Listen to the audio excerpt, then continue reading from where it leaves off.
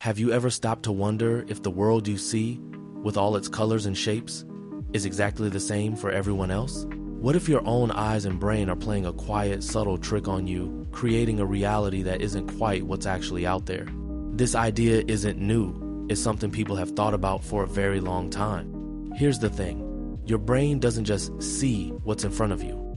Instead, it takes in signals from your eyes, light and dark, different colors, and then it builds a picture. It's like your brain is a detective, piecing together clues to form your personal view of the world. And sometimes, the clues can be misleading, or your brain might fill in gaps, making you believe something is real when it's not quite that way.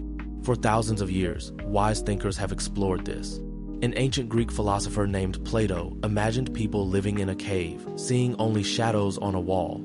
They thought these shadows were everything, the only real things, but outside the cave, there was a whole world full of actual objects making those shadows. This story helps us think about how our own senses might only show us a part of reality, not the whole truth. You can experience this yourself.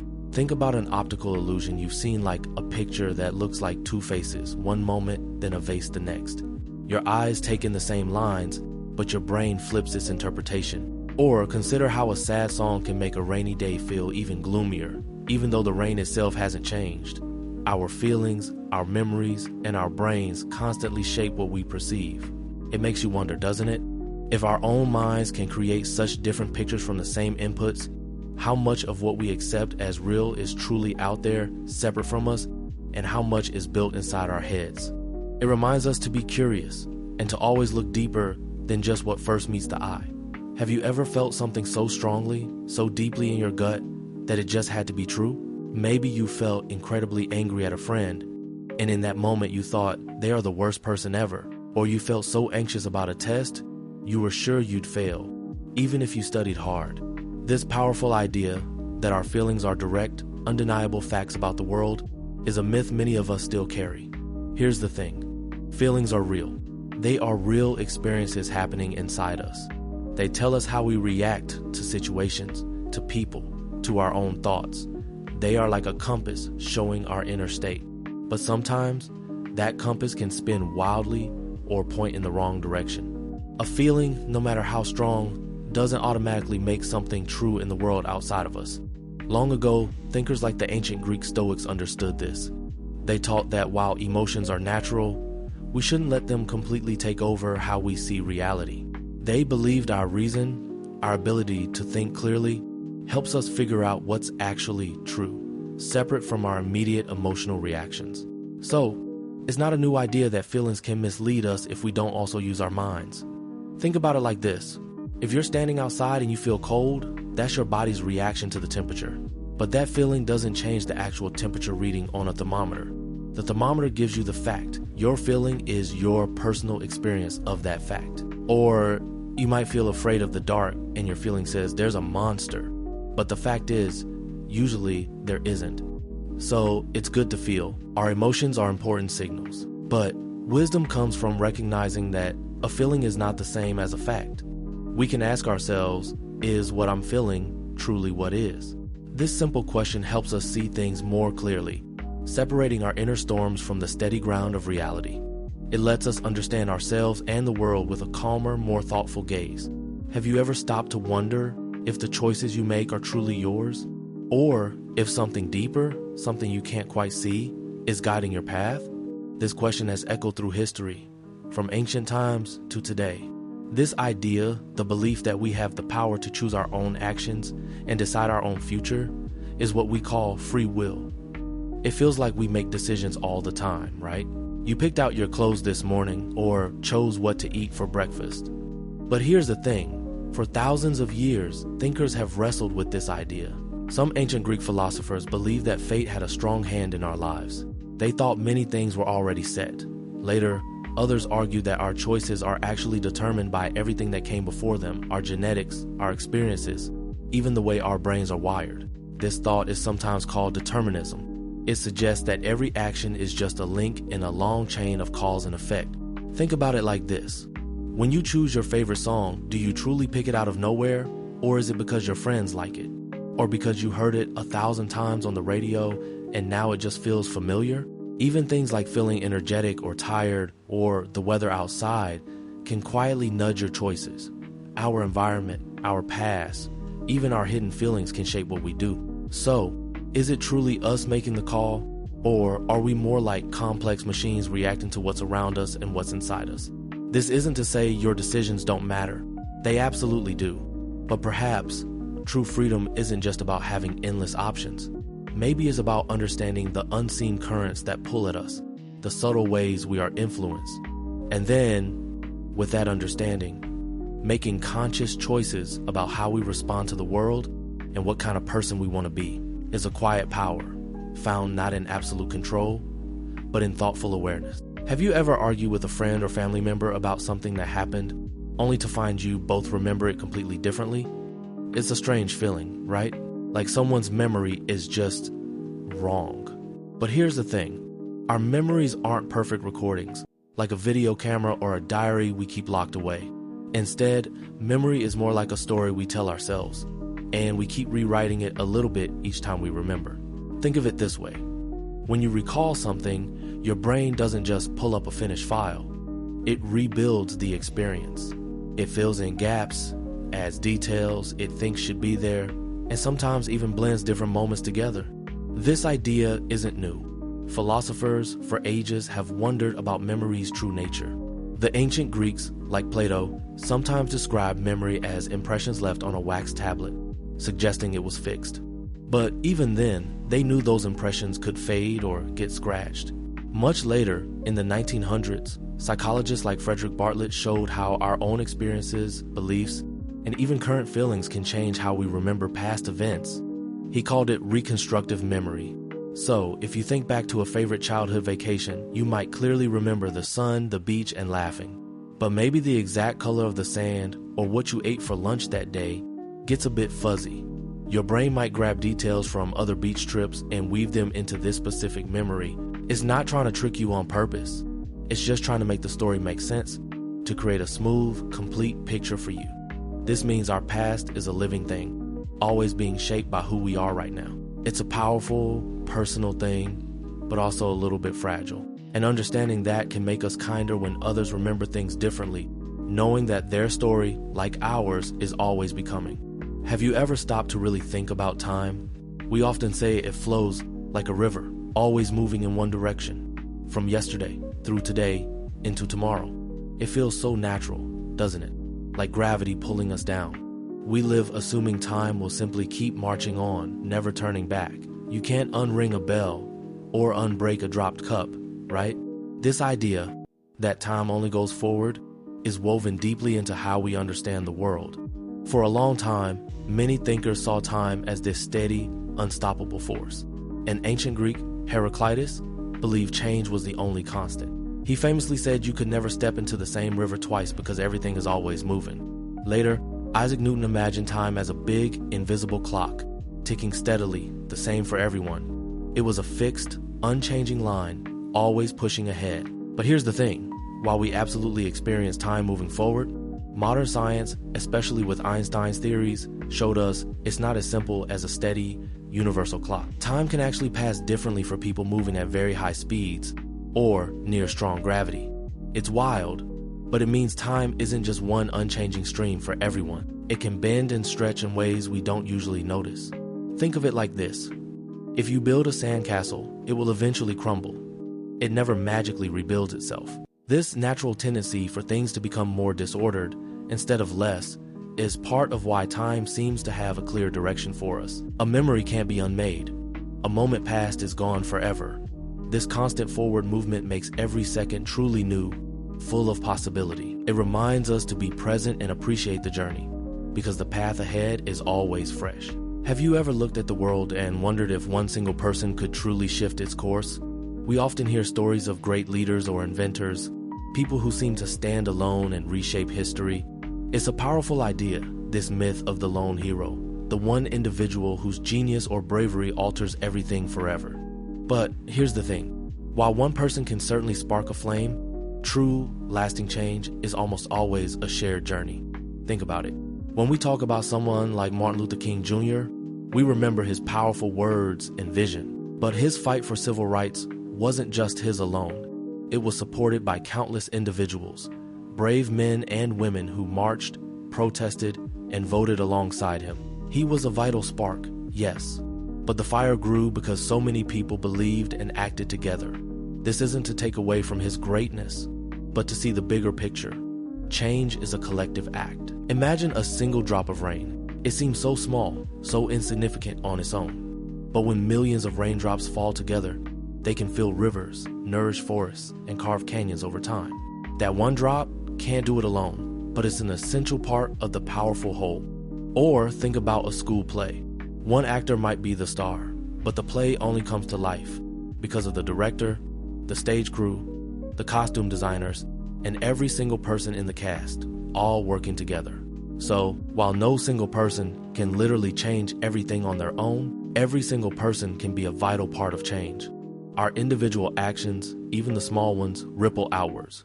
Each choice we make, each kind word, each new idea we share, adds to the bigger story. It's not about waiting for a hero, it's about recognizing the hero in each of us, contributing our own drops to the powerful river of change. And that's a truth far more hopeful than any myth. Do you ever feel like there's one perfect solution to every problem, one right way to think about everything? We often search for the one answer, hoping it will bring clarity and peace. But what if this idea of a single ultimate truth for every deep question actually limits us? This myth suggests that for big mysteries like what is happiness or what is the meaning of life, there's a single, unchanging answer waiting. Here's the thing, reality is often far more layered. Truth can be like a prism, showing different colors depending on how the light hits it. For ages, many people believed there was just one absolute answer for everything, often from one source. Yet, ancient thinkers like the Greek philosopher Socrates didn't give the one answer. He asked questions, showing wisdom comes from truly exploring. Science works this way too. Old truths are constantly updated. We once thought atoms were the smallest things, a one answer, but then we found even smaller particles inside. Think about a piece of art. Is there one right way to feel about a painting or one correct meaning? No, right? Different people see different things, and their feelings are valid. Your own feelings might even change. It's the same with life's big questions. There isn't just one perfect path or belief that fits everyone. So, maybe true wisdom isn't about finding the one answer, but about being okay with many answers, or even no single final one. It's about being open to exploring, to learning, and to understanding that truth is a journey, not a destination. Finding beauty in many shades of understanding, and knowing that asking good questions is often more powerful than having all the answers. Have you ever stopped to wonder about happiness? Is it just that quick rush you get when you score a goal or unwrap a gift? Or is it something deeper, something that lasts? For many of us, happiness feels like a fleeting moment, a sparkle that appears and then fades. We chase it, hoping to catch more of those good feelings. But here's the thing, maybe happiness isn't just a feeling at all. Think about it. A feeling like anger or joy comes and goes. You might feel happy one moment, then a little sad the next. But what if happiness is more like a steady glow inside you? Something you build over time, not just something that happens to you. Ancient thinkers, like a really wise Greek guy named Aristotle, thought of happiness as something called eudaimonia. Now that's a big word, but it basically means living a good, flourishing life. It wasn't about feeling cheerful every second. Instead, it was about living with purpose, being kind, learning new things, and doing what's right. It was about becoming the best version of yourself, not just getting a quick emotional buzz. It's like building a strong, healthy tree. The tree doesn't just feel happy when the sun shines. It grows steadily through all kinds of weather. Its strength comes from deep roots, from standing tall and reaching for the light. Your own happiness can be like that tree. It's not just the sunny days. It's also about how you handle the stormy ones. It's about feeling connected to others, finding meaning in your daily tasks, and growing as a person. So maybe happiness isn't just a burst of sunshine. Maybe it's the quiet warmth of knowing you're living a meaningful life, even when things are tough. It's a way of being, not just a feeling you chase. Have you ever looked around and wondered if everyone else got some secret guide on how to be normal? Like there's an invisible line you're supposed to fit inside? It's a common feeling, trying to blend in, trying not to stand out. But here's a quiet truth. Normal isn't a real thing. It's not a place you can reach or a state you can permanently live in. Think of it like this. Normal is often just what the largest group of people agree on at a certain moment. It's an idea, a made-up concept, not a fixed law. What was normal 100 years ago, the clothes people wore, the jobs they had, even what they believed was polite would seem really different today. People used to think it was normal to travel by horse and buggy. Now, that's clearly not normal. So, normal shifts. It changes with time, with place, and with who you're with. Philosophers, people who think deeply about life, have always questioned these ideas. They might tell you that trying to find one normal human is like trying to find the normal cloud in the sky. Every cloud is unique, forming and changing with the wind. None is more normal than another. Each one is just itself, floating by. And you are like those clouds. Your thoughts, your feelings, your ways of seeing the world are all your own. It's easy to feel like you should match up with some made-up standard, but the most interesting parts of you are often the ones that don't fit that imaginary mold. Embracing your unique self with all its quirks is far more freeing and powerful than trying to be something that doesn't truly exist. Your genuine self is your true strength. Have you ever wondered what it truly means to be smart? We often imagine someone who knows all the answers, who gets perfect grades, or who can recall countless facts. But what if the real secret to being smart isn't about how much you know, but about how much you wonder? Being truly smart isn't just about having a brain full of information. It's about curiosity. It's about asking why and how. It's about being open to new ideas and understanding that there's always more to learn. Think of it less like a full cup that can't hold anymore, and more like a light, always searching for new places to shine. This idea that true wisdom comes from questioning has been around for a very long time. An ancient Greek thinker named Socrates, known for being incredibly wise, famously said that the only true wisdom is in knowing you know nothing. He didn't mean he was actually clueless. He meant that understanding how much you don't know and always wanting to learn more is the real path to knowledge. The people in ancient Greece really valued asking deep questions and thinking hard, not just memorizing things. Imagine a scientist working on a discovery. They don't just stop when they find one answer. They keep asking new questions, pushing the edges of what's known. Or think about learning to build something with Legos. You might follow the instructions at first, but then you start to wonder, what if I tried this piece here, or combine these two sets? You're exploring, playing, and not afraid if it falls apart sometimes. That's a kind of smartness. So, the quiet secret about being smart is that it's a journey, not a destination. It's a gentle openness, a calm willingness to explore, to sometimes be wrong, and to always feel that quiet pull toward understanding just a little bit more. It's about falling in love with the process of discovery itself. Think about a moment from yesterday, a funny laugh, a quiet thought, or maybe a small mistake. Is that moment truly gone, like a popped bubble disappearing into air? Or does it somehow linger? It's easy to think of the past as something locked away behind a door we closed. But what if it's more like invisible threads, connecting every now to every then? This deep question asks us to consider if what happened before truly vanishes, or if it continues to live inside us and the world around us. The idea is that the past isn't just a collection of old memories, it's the very ground we stand on. Our history, the choices made long ago, the big events and the tiny ones, they don't just disappear. They build on each other, like layers of earth forming a mountain over time. Ancient thinkers have pondered this for centuries. Some philosophers believe that everything is constantly changing, like a river that's never the same. But even a river, while flowing, carves a path that lasts for ages. This path is shaped by all the water that has gone before. Consider how a tree grows. Each year, it adds a new ring. Those rings from the past don't just vanish. They form the very strength and shape of the tree today. Your own past works like this. Every time you learn something new, every friendship you made, every challenge you faced, these experiences are like the tree's rings. They became part of who you are, shaping your thoughts, your habits, and even how you react to things right now. You carry yesterday with you. So the past doesn't just stay in the past, neatly packed away. It flows into the present, influencing how we see the world and what we do next.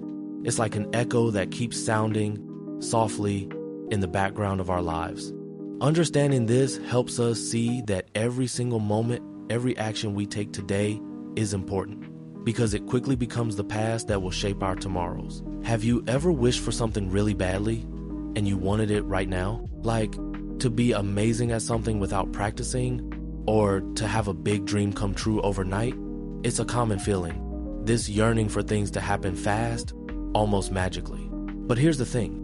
The idea of instant success is one of the most powerful myths we often believe. What does it mean? It's the belief that great achievements, true skill, or lasting happiness can appear suddenly without much effort or a long journey. We see famous people or incredible inventions and sometimes forget the years of hard work, failures, and quiet dedication that came before the spotlight. We hear about a breakthrough and picture a single moment, not the countless hours of research or struggle behind it. Historically, humans have always loved stories of sudden luck or divine gifts. Think about ancient myths where heroes were granted powers instantly, or fairy tales where wishes came true with a flick of a wand. These stories are beautiful, but they can sometimes make us think that real life works the same way. The truth is, most of what looks like overnight success is actually the slow, steady result of consistent effort, learning from mistakes, and simply not giving up. Consider a tiny seed planted in the ground. You can't just put it there and expect a giant oak tree the next morning. It needs time. It needs water, sunlight, and a good foundation. It grows little by little, day after day, through seasons of warmth and cold. And that's how real success works too. It's not about a sudden burst, but about steady growth, putting in the work even when no one is watching. So, when you dream big, remember that the most beautiful, strong things in life aren't built in an instant. They are crafted with patience, nurtured with effort, and they bloom in their own time. There's a quiet strength in understanding this, a deep peace in knowing that your journey, with all its steps, is what truly matters. Have you ever looked at the world and wondered, is what I see, what I feel, the same truth for everyone else? It's a big question, isn't it? Like, if my favorite color is blue the true favorite color? Or is my truth just mine, and someone else's truth, maybe green, is just as real for them? Here's the thing. For thousands of years, people have thought about this. Some ancient thinkers, way back in old Greece, believed there was one perfect, unchanging truth out there. They thought it was like a master blueprint for everything, something everyone could find if they just looked hard enough. It was a truth that didn't care what you thought or felt. It just was. But then, other thinkers argued, wait, isn't truth sometimes just what we see or what we agree on together? They wondered if our experiences shaped our truth more than any fixed idea. Think about a hot summer day. You might feel totally warm and happy in the sunshine. That's your truth. But your friend might feel too hot and wish for shade. Their truth is that it's uncomfortably warm. Neither of you is wrong. The air temperature itself is a fixed number that's a universal fact. But how that number feels to each of you is personal. So, is there a truth for everyone? In some ways, yes. The laws of nature, like gravity, are true for every single person on Earth. A rock will always fall down, but our feelings, our beliefs, and how we understand the world around us can be deeply personal. Maybe the beautiful complexity of life is that truth isn't always just one single thing. It's often a blend of what is real for all of us, and what becomes real in the quiet, unique space of our own hearts and minds. And perhaps that is a truth worth exploring. Have you ever felt that dull, restless feeling like there's just nothing interesting to do? Maybe your phone battery died, or the internet went out, or you're just sitting on a long bus ride with nothing to distract you. We often think of boredom as something to avoid, a sign that something is wrong. But what if that quiet emptiness isn't a problem at all? What if it's actually a gift? Here's the thing. Boredom isn't just about having nothing to do. It's about having space. It's a moment when your mind isn't busy reacting to a screen or a game or a conversation. It's like hitting pause on the world outside, which then lets your inner world start to play. Thinkers for hundreds of years, from ancient philosophers to modern psychologists, have talked about the value of stillness. They knew that deep thoughts and new ideas often come when our minds are free to wander, not when they're being told what to think. So, when your mind feels bored, it's actually looking for something to do. It's searching for connections, for meaning, for something new to create. Imagine you're at home on a rainy Saturday. All your usual things feel boring. You might feel a little grumpy at first, but then Maybe you start doodling on a piece of paper, and that turns into an amazing drawing. Or you start humming a tune, and suddenly you're making up a whole song. Or you just lie there, staring at the ceiling, and out of nowhere you get a brilliant idea for a story. That's what boredom can do. It's not just empty time. It's fertile ground. It's a quiet invitation for your imagination to wake up and explore. It reminds us that our minds are vast places, full of possibilities. Sometimes they just need a little quiet to show us what they can do. So the next time you feel bored, try not to fight it. Instead, welcome it. See it as an opening, a chance for something new and wonderful to bloom inside you. It might just be where your next great idea is waiting. Have you ever looked at something difficult, maybe a big mistake or a sudden change, and heard someone say, "It all happens for a reason"? It's a common thought, right? This idea suggests that every event in our lives, good or bad, is part of a larger, unseen plan. It means there's a purpose behind everything, even when we can't see it yet. Like pieces of a puzzle, each moment, each struggle, each joy fits together to create a full picture that will eventually make sense. For thousands of years, people have wrestled with this very idea. Ancient philosophers in Greece, like the Stoics, believed in a kind of cosmic order where everything was fated to happen as part of a rational universe. Many religions also teach that a higher power guides events, and that even hardships serve a divine purpose or teach a valuable lesson. This belief often brings comfort, especially when life feels chaotic or unfair. It's a way to try and make sense of things that feel random or painful. Think about a time you really wanted something like to be on a specific sports team, but you didn't make it. You might have felt super disappointed, maybe even angry. But then, because you have more free time, you try something completely new, maybe join the drama club, or learn to play an instrument, or discovered a talent you never knew you had. In that moment of disappointment, it felt like the end of the world. But looking back, that failure opened up a different path, leading to new friends and experiences you wouldn't have found otherwise. So, here's the thing.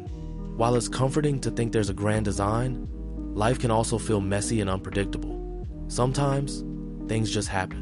A ball rolls down a hill because of gravity, not a deeper reason. But maybe the real reason isn't an invisible hand guiding every step, but how we choose to respond to what happens. Perhaps the profound meaning isn't in why something occurs, but in the strength we find afterward, or the new directions we decide to take. It's about how we gather the scattered pieces and build something new, beautiful, or strong from them. Have you ever woken up with a certain feeling, maybe a worry or a hope, and it seemed to color your whole day? It's like that one thought becomes a filter through which you see everything else. This idea that our thoughts hold immense power over our lives is one of the oldest and deepest mysteries we face. What does it really mean for thoughts to control us? It doesn't mean that simply wishing for something will make it appear out of thin air. Instead, it's about how our inner world, the constant stream of ideas, beliefs, and feelings in our mind, truly shapes our experience of the outer world. It's about our perspective. If you think you're bad at something, you might not even try, and that belief then becomes your reality. But if you think you can learn, even if it's hard, you'll put in the effort and your chances of success go way up. For thousands of years, people have pondered this. Ancient philosophers in Greece, known as the Stoics, believe we can't always control the events that happen to us. A storm might ruin our plans, or a friend might say something hurtful. But here's the thing. They taught that we can control how we think about these events and how we react to them. They said our peace comes from understanding this difference. Similarly, in many Eastern traditions, like Buddhism, there's a strong focus on training the mind, seeing thoughts not as solid facts, but as passing clouds. They suggest we can observe our thoughts without letting them drag us around. Think about playing a sport. If you step onto the field convinced you'll fail, every mistake feels huge, and your body might even tense up. But if you think, I'm going to do my best and learn, you're more relaxed, more open to trying. You might still make mistakes, but your thoughts help you keep going. So, while our thoughts don't magically change the world around us, they certainly change how we move through that world. They guide our actions, shape our feelings, and influence the choices we make. And in that way, they hold a quiet, profound power over the path our lives take. It's a power not of absolute control, but of gentle, constant guidance, like a compass inside our minds. Have you ever tried to read a book while really listening to a song with lyrics, or worked on homework while chatting with a friend about something important? It feels like you're doing a lot, doesn't it? But here's the thing. Our brains don't actually do two complex things well at the exact same moment. The idea of multitasking for humans is more of a myth. What we call multitasking is really just our brain switching back and forth super fast between different tasks. It's not doing them all at once. This idea of multitasking came from computers in the 1960s, when machines learned to process many things quickly. But our human minds work differently than a computer processor. Think about it like this. Imagine you have a flashlight. If you want to see something clearly, you point the beam right at it. If you try to light up an entire room with that same small beam by waving it around quickly, you won't see any one spot very well. You just get a blurry, flickering mess. Our attention is like that flashlight beam. When we try to do many things at once, our focus never fully settles on any one task. Hundreds of years ago, even before computers, thinkers like the Roman philosopher Seneca talked about how important it was to focus on one thing. They understood that a mind spread thin can't go deep. They knew that true understanding comes from quiet, undivided attention. So, the myth isn't that we can't switch tasks. It's the belief that we can do many things effectively all at once. When we try to juggle too much, we often feel scattered and tired, and nothing gets our best effort. Maybe the real power isn't in doing more things, but in giving our full, quiet attention to just one thing at a time, allowing our minds to settle and grow truly deep. Have you ever felt like the way you learn doesn't quite fit? Like maybe the classroom, with its rows of desks and quiet rules, isn't the only door to understanding? For a long time, many people believed there was one main way to get smart. Sit still, listen to a teacher, and read from books. This idea, often called traditional learning, came from a time when education was mostly about passing down facts. But here's the thing, our minds are like vast, sprawling gardens, and each one needs different kinds of sunlight and water to truly bloom. Think about ancient times. Long before schools as we know them, people learned by doing, farmers learned by tending fields, builders learned by constructing homes. Even philosophers like Socrates in ancient Greece didn't just lecture. He walked around asking questions, letting students discover answers themselves. He believed real wisdom came from inside, from questioning everything, not just memorizing. This idea shows us that learning was always more than just sitting quietly.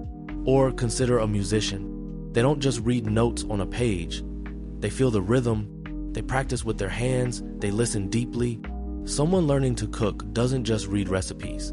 They smell the spices, taste as they go, and learn from mistakes. These are all powerful ways of learning that go beyond just listening or reading. They use different senses, different parts of our brain. So, the myth that there's only one path to knowledge begins to fade. Maybe your mind learns best through art, or through building things, or by talking through ideas, or even by being quiet and just observing. There's a quiet power in recognizing that your way of understanding the world is valid and unique. It reminds us to listen to how our own inner wisdom wants to grow and to respect all the many paths to true knowing. Have you ever worked super hard on something, like a drawing or a school project, and felt like it still wasn't quite perfect? It's a feeling many of us chase, this idea of something being absolutely without any flaws. We imagine a flawless drawing, a perfect test score, or even a perfect day where nothing goes wrong. But here's the thing about perfection. It's like a mirage. The closer you get to it, the more it seems to disappear or change. True perfect often isn't even possible in our world. Everything around us, every person, every moment is always changing, always growing. And change means movement. And movement means there are no fixed, perfect states. Thinkers for thousands of years have bumped into this idea. Ancient Greek philosophers, for instance, talked a lot about form and matter. They wondered if there was a perfect, unchanging form of things, like a perfect circle existing somewhere else. But even they knew that in the real world, the circles we draw or the actual wheels we see are never truly perfect. They always have tiny bumps or differences if you look closely enough. It's like the universe itself is made of constant flow, not rigid, unmoving ideals. So the idea of an ultimate perfect thing just doesn't fit with how reality works. Imagine a beautiful snowflake. Each one is unique, a tiny wonder of ice crystals. You might think, that's perfect, but if you put it under a powerful microscope, you'd find tiny imperfections, a crystal slightly off, a point a little less sharp than another. And even if you found one that seemed perfect, it would melt and change the next second. It can't stay frozen in time as a perfect object. Or think about a song. A musician might play a note just slightly off, or sing a word with a different emotion than last time. That's what makes it real, alive, and even beautiful in its own way. So maybe the beauty isn't in reaching some impossible perfect state. Maybe it's in the journey itself, in the little changes, the unique flaws, and the way things always keep becoming. It's in realizing that our efforts, our art, our lives are always evolving, and that's what makes them truly special. The striving for better is good, but the demand for flawless can blind us to the simple, beautiful truth of what is. Imagine a quiet room. What do you hear? Or rather, what do you feel? Most of us think silence is just nothing, the absence of sound. But what if that's a myth? The idea that silence means nothing, that it's just empty, is something we often believe. Here's the thing, silence is rarely empty. It's not just quiet, it's often full of unspoken things, unheard messages, and deep meaning. Many old wise people, from ancient philosophers to spiritual leaders, didn't see silence as just a lack of noise. For them, it was a space, a canvas where true understanding could begin. In many cultures, stillness and quiet time were vital for thinking deeply and finding inner peace. They believed that by stepping away from constant noise, you could better hear your own thoughts, understand your feelings, and even connect with something bigger than yourself. Think about being with a friend. Sometimes they might go quiet. It's not because they have nothing to say. Maybe they're sad, or thinking hard about something, or even just enjoying your company in peace. That quietness tells you something important, doesn't it?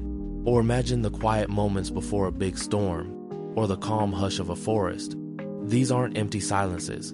They're packed with a certain energy, a feeling, a presence. So, the next time you experience silence, try to listen differently. It's not just the absence of sound, it's a powerful presence. Silence can be a deep breath, a hidden message, a space for growth and reflection. It's a profound language, speaking volumes without words. This can teach us so much about ourselves and the world.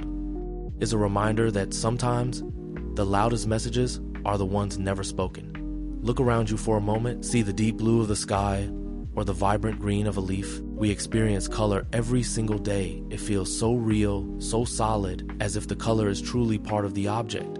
But here's a quiet thought. What if the color isn't out there at all? What if it's something our own minds create? Here's the thing. When light from the sun hits an object, like that green leaf, the leaf doesn't just have green inside it. Instead, the leaf absorbs most of the light waves, but it reflects the green light waves back. Our eyes catch these reflected green waves. Then our brains take that information and turn it into the sensation of green that we see. So the green isn't truly in the leaf. It's a beautiful picture our brain paints for us based on how light bounces off the leaf. Long ago, thinkers like the English philosopher John Locke wondered about this. He suggested that qualities like shape and size are truly part of an object. A ball is round whether we see it or not. But qualities like color or sound, he called them secondary qualities. These aren't really in the object itself, but are produced in our minds because of the object's physical properties. For example, a red apple sends certain light waves to our eyes, and our brain then makes up the color red. Think about a dog seeing the world. Dogs don't see as many colors as we do. Their world is more muted, with lots of yellows, blues, and grays. Or consider bees. They can see ultraviolet light that's completely invisible to us. What looks like a plain flower to us might be a glowing target for a bee, all thanks to colors we can't even imagine. This shows us that color isn't just a fixed thing. It depends on who is looking and how their brain works. So, the colors we see, the vibrant tapestry of our world, are truly a gift from our own brains. They are our brain's way of making sense of light, adding richness and meaning to our lives. This doesn't make color less real. It simply means its reality is a deeply personal, internal experience, painted moment by moment just for us. Have you ever thought about those friendships you make when you're really young? The ones where you promise to be best friends forever no matter what? Here's the thing. The idea of forever friendships often feels like a beautiful dream, but it's also a myth.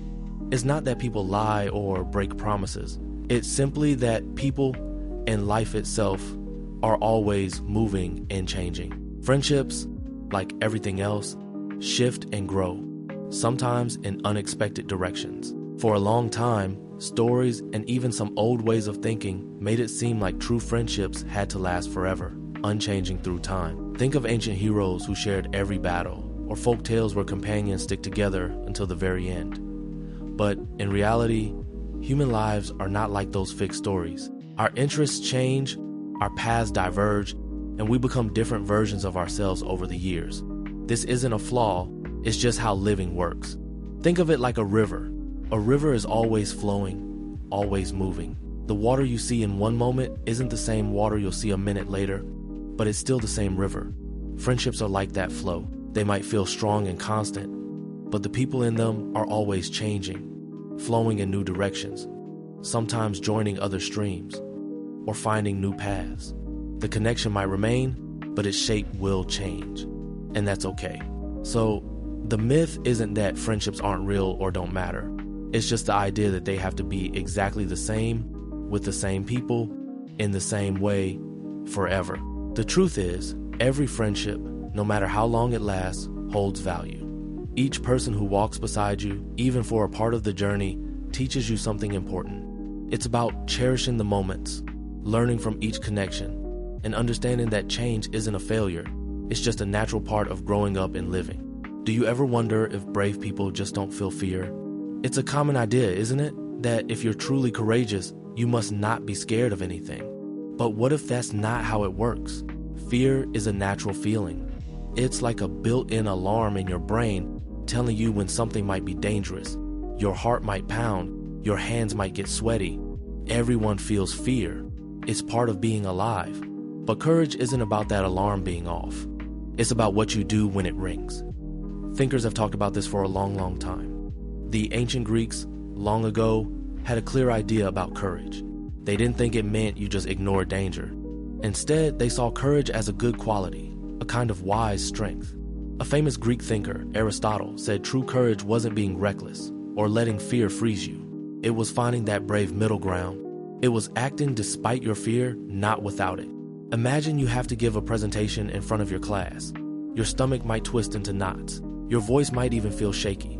That's fear. But you take a deep breath, walk to the front, and you speak.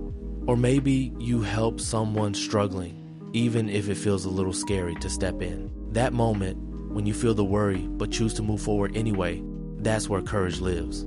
So, courage isn't a magic power that makes fear disappear. It's something much more real. It's the quiet strength inside you that notices the fear and then decides to act anyway. It's about being truly human, feeling scared, and then choosing to stand tall or speak up. And that, when you think about it, is a deeper, more powerful kind of bravery. Have you ever been told that feeling angry is always wrong? That is an emotion you should just push away like a bad dream? But here's the thing. What if anger isn't always a problem?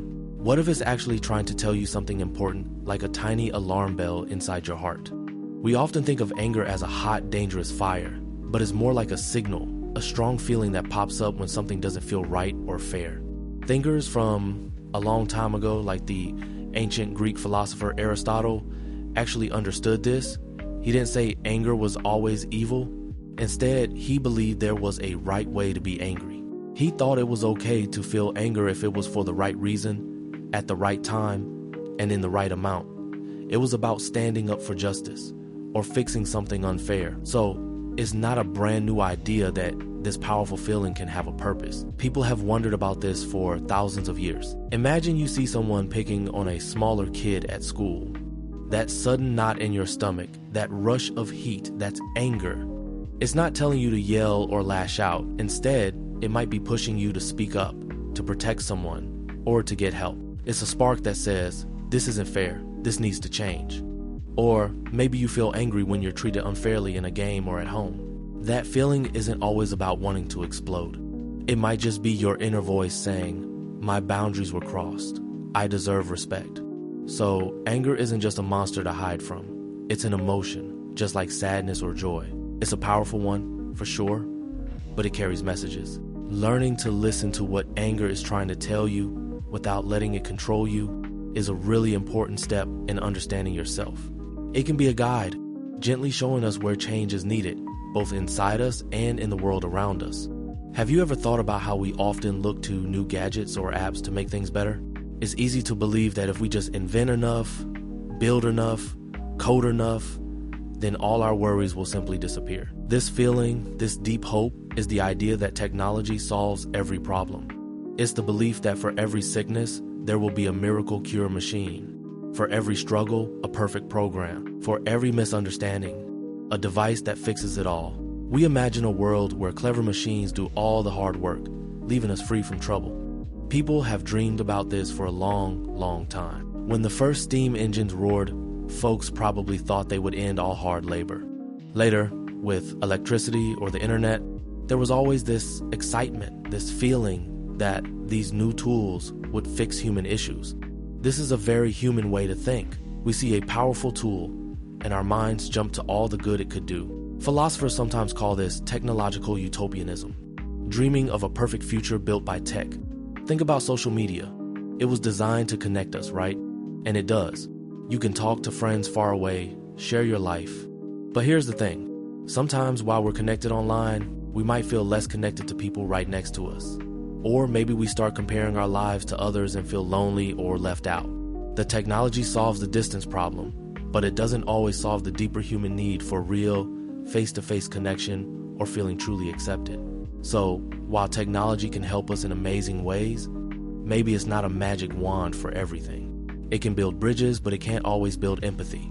It can give us information, but it doesn't always give us wisdom. True solutions often need more than just smart machines. They need kindness, understanding, and the quiet, patient work of human hearts. Think about the rules in your life. Maybe it's a school rule about walking in the halls, or a family rule about bedtime. We often follow these rules because they're supposed to keep us safe, right? But here's a thought. Do rules truly protect us from everything? Or is there more to safety than just following steps? Rules are like fences we build around ourselves. They are meant to guide us and keep things orderly. They help prevent chaos and hurt. For a long, long time, people have made rules to live together. Imagine ancient times when communities were just starting. They quickly learned that if everyone did whatever they wanted, things would get messy and dangerous. So, they made agreements, which became rules. We see this in very old laws, like Hammurabi's Code from thousands of years ago. It was a list of rules and punishments meant to make society fair and stable. The idea was simple. Clear rules meant a safer place for everyone. But here's the thing. Rules are made by people, and life is often more complicated than a rule book. Take a traffic light, for example. The red light means stop, and that rule helps prevent crashes. But what if someone runs the red light? Or what if the brakes on a car suddenly fail? Rules help us a lot, but they can't control every single thing that might happen. They don't stop every bad choice or every unexpected problem. And they certainly don't protect our feelings or make us feel safe inside when we're worried about something. So, while rules give us an important structure and make our communities work, they are not the only answer to safety. True safety might also come from being aware of the world around us, from learning how to make good choices, and from understanding ourselves. It's also about how we handle things when rules don't quite cover what's going on. Safety, in a deeper sense, might be about building strength and understanding within ourselves alongside the helpful rules we live by. Have you ever wondered if some people are just born bad? Like truly, deeply, purely evil without any chance to be good? It's a powerful idea we see in many stories where the villain is just evil for evil's sake. But here's the thing. The idea of pure evil might be a myth we still believe. When we talk about pure evil, we often mean someone who is completely rotten, with no good parts, and whose actions come from nothing but a desire to cause harm. It's a simple way to explain why terrible things happen in the world. For a long time, in ancient myths and stories, it was common to have clear heroes who were all good and villains who were all bad. It made sense of a confusing world. But many thinkers, even very old ones, started to see that people are usually more complicated than that. They understood that harmful actions often come from a mix of things: fear, pain, not understanding others, or even a twisted idea of what's right. Imagine a child who bullies others at school. It's easy to say they are just evil. But what if that child is feeling really lonely or scared or is being bullied at home? Their actions are still wrong, but they don't come from a place of pure, unexplained badness. They come from complicated feelings and experiences. So when we look at someone or something and think pure evil, we might be missing the whole picture. It's not about excusing bad behavior. Bad actions are still bad. It's about understanding that people are complex, a tangled mix of many things. Seeing this can help us think about the world and each other with a little more depth and perhaps more empathy. When you hear the word creativity, what picture comes to mind? Maybe a painter with a colorful canvas or a musician lost in a melody. It's easy to think of creativity as something only special artists have, like a secret talent. But here's the thing, that idea is a myth. Creativity isn't just about making art.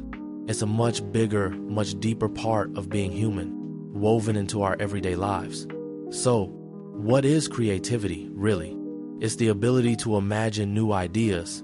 It's seeing connections others miss, finding fresh ways to solve problems, or making something new from existing pieces. Think of a chef who takes common ingredients and invents a completely new dessert, surprising everyone with his taste. That's creativity. Or consider a scientist trying to cure a disease. They don't just follow old rules. They have to imagine and design a brand new experiment, a way to test an idea no one has tried before. That process of inventing a new path is a huge act of creation. Even long ago, thinkers like the ancient Greek philosophers explored human imagination. They might not have used our exact word, but they knew humans could do more than just follow logic. They understood we had an inner power to bring new thoughts into existence. Over centuries, people began to explore this spark, this drive to innovate. The idea that creativity belongs only to artists is actually a more recent way of thinking, narrowing down something vast and wonderful. This gentle, powerful ability to make something new lives inside every single one of us. It's there when you figure out a clever way to organize your backpack so everything fits. It's there when you explain a difficult idea to a friend using an unexpected example that suddenly makes sense. Creativity isn't just a skill for certain jobs. It's a way of looking at the world, a quiet hum that reminds us we can always find a new path, a new answer, or a new dream. It's a gift we all share, waiting to be discovered and used in every part of our lives, shaping our world. Have you ever felt that flutter in your stomach, that quickening of your breath right before something big? We often think of stress as a dark cloud, something we want to get rid of. But what if that feeling, that nervous energy, isn't always bad? What if it's actually a helper, a quiet force trying to make us better? Here's the thing, stress isn't just about being overwhelmed. It's your body's ancient way of getting ready. Imagine our ancestors long ago. If they saw a sudden shadow, their bodies would flood with energy, a burst of focus, faster heartbeats, sharper senses. This stress helped them run from danger or act quickly. It was a tool, a built-in survival kit. Even wise thinkers from long ago, like the Stoics, understood that facing challenges could make you stronger. They believed that just as a blacksmith strengthens iron by heating and pounding it, our spirits are made tougher by facing difficulties.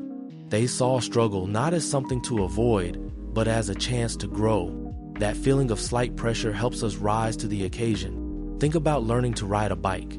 There's a moment of wobbly uncertainty, maybe a little fear of falling. That small bit of stress makes you grip the handles tighter, focus harder, and push forward. When you find your balance, that feeling isn't negative anymore. It's a victory, and you've learned something new about yourself. It was the challenge that helped you get there. So perhaps stress isn't just a burden to carry. Maybe it's a signal, a gentle nudge, showing us what we truly care about and giving us the energy to meet life's important moments. It can be a quiet teacher, pushing us to learn, to adapt, and to discover how strong and capable we truly are. It helps us feel alive, ready for what comes next. Have you ever heard someone say that truly strong people don't get sad or scared or overwhelmed? It's almost like we expect a strong mind to be made of unbendable steel, always perfectly calm, never showing a crack. This is a common myth, a belief that has echoed through time, shaping how we think about strength itself. For a very long time, in many stories and cultures, heroes and wise people were often shown as never losing their cool, never crying, never admitting they were struggling. The idea was that if you were truly strong inside, you would simply tough everything out no matter what. Showing any kind of inner struggle was seen as a weakness, a sign that you weren't strong enough. But here's the thing. Our minds, just like our bodies, are not made of steel. They are incredibly complex, like a vast, beautiful forest, full of light and shadows, growth and change. Think about a magnificent tree standing tall in a hurricane. Does it stay perfectly still? It numbers. It bends. It sways with the wind, sometimes losing a few leaves or even a branch. But because it bends, it doesn't snap. If it tried to stay rigid, it would break. And that's why it matters. A mind that never feels the weight of life, that never bends under pressure, isn't strong. It's impossible. Even the smartest or bravest people feel pain, anxiety, or deep sadness. Think about a professional athlete. They train super hard. They are incredibly strong physically, but even they get injured sometimes. A pulled muscle, a twisted ankle, it doesn't mean they aren't strong. It just means their body experienced stress. Our minds are similar. They can feel stress, get tired, or need time to heal. So, true strength isn't about never having problems or never feeling low. It's about knowing that it's okay to bend, to feel things, and to seek help when you need it. It's about getting back up, even if you swayed quite a bit. Have you ever wondered if your life is like a story already written, with every twist and turn decided before you even take your first breath? It's a big thought, isn't it? This idea that our future is set is what people often call destiny or fate. It means that certain events, maybe even our whole journey, are meant to happen no matter what we do. It's like following a pre-planned map where the destination is already marked and you're just walking the path someone else drew for you. For thousands of years, people across different cultures have thought about this. Ancient Greeks, for example, believed in powerful beings called the Fates. They imagined these Fates were three goddesses who spun the thread of every person's life, deciding how long it would be and what would happen along the way. In some old stories, even the mighty gods couldn't change what the Fates had decided. And in many religions, there's a belief that a higher power has a plan for everyone, a divine destiny. But then, we also feel like we have free will, right? Like we choose what to eat for breakfast or what club to join. Here's the thing. If you have a favorite video game, you can usually play it many times, making different choices each time. Maybe you go left instead of right, or try a different dialogue option. Each choice changes the outcome, even if the main goal stays the same. Our lives can feel a bit like that. We face countless small decisions every day, and each one, big or small, seems to guide us down a unique path. Does choosing one path over another mean it was destined for us to choose it, or did we truly decide? Maybe destiny isn't about every tiny detail being fixed. Instead, perhaps is more about how we react to the things that happen to us, the unexpected turns. It's about the person we become along the way. So maybe our journey isn't a fixed map, but more like a journey where we get to draw the map as we go, picking up new skills and understanding ourselves better with every step. That's a powerful thought. Have you ever felt totally drained, but someone said, just push through it? Or maybe you told yourself that, ignoring how you really felt. It's a common idea that strength means never stopping, always forcing yourself forward, no matter what. We hear it in sports, at school, in stories of heroes. But here's the thing. This idea of just pushing through all the time is often a myth, and it can be harmful. Our bodies and minds are amazing, capable of so much. But like any great machine, they have limits. Back in old times, when people worked long, hard hours, the idea was simple. Just keep going to get the job done. This was about endurance, not giving up. And being persistent is good, but persistence isn't ignoring pain or complete exhaustion. It's not about breaking yourself. Imagine a runner training hard. If they run every day, pushing through pain, never resting, what happens? Their muscles get tired, they get injured, they might burn out and stop loving to run. Real strength, true endurance, actually comes from knowing when to push and when to rest. Think of a tree. It bends in the wind instead of breaking. It knows its limits, sways with the storm, then stands tall again. So, this myth says being strong means always enduring, always forcing, never pausing. But a deeper truth is gentler, wiser. True strength is also about listening to ourselves, understanding our limits, and letting ourselves recover. It's about respecting our quiet needs, because sometimes stepping back is the bravest step of all. It allows us to truly grow, not just push. Have you ever wished you didn't know something? Maybe you heard a secret or learned a tough truth. For a moment, you just wanted to go back to not knowing at all. It's a strange feeling, right? We often think learning more, getting smarter, is always the best path. But here's the thing. Sometimes, knowing more can feel heavy. It might bring sadness or make things complicated. This idea that extra knowledge isn't always simple, good, has been thought about for ages. Think of old stories. In the Bible, there's the tree of knowledge. Eating from it gave humans knowledge, but also brought trouble. Or in Greek myths, Pandora's box. When opened, it let out many problems. Curiosity, a wish to know, led to this. These tales show people have always wondered if some truths are better left alone. It's like a quiet warning from history. Imagine you love watching magic tricks. You see a magician completely amazed, things appear from nowhere, hands move so fast. It feels wonderful, impossible. Then, a friend shows you how the trick really works. You see the hidden strings, the clever mirrors, the simple moves. That pure wonder might fade a little. You know more, yes, but the joy of being fooled, of seeing something truly mysterious, is gone. Knowing changes how you experience things.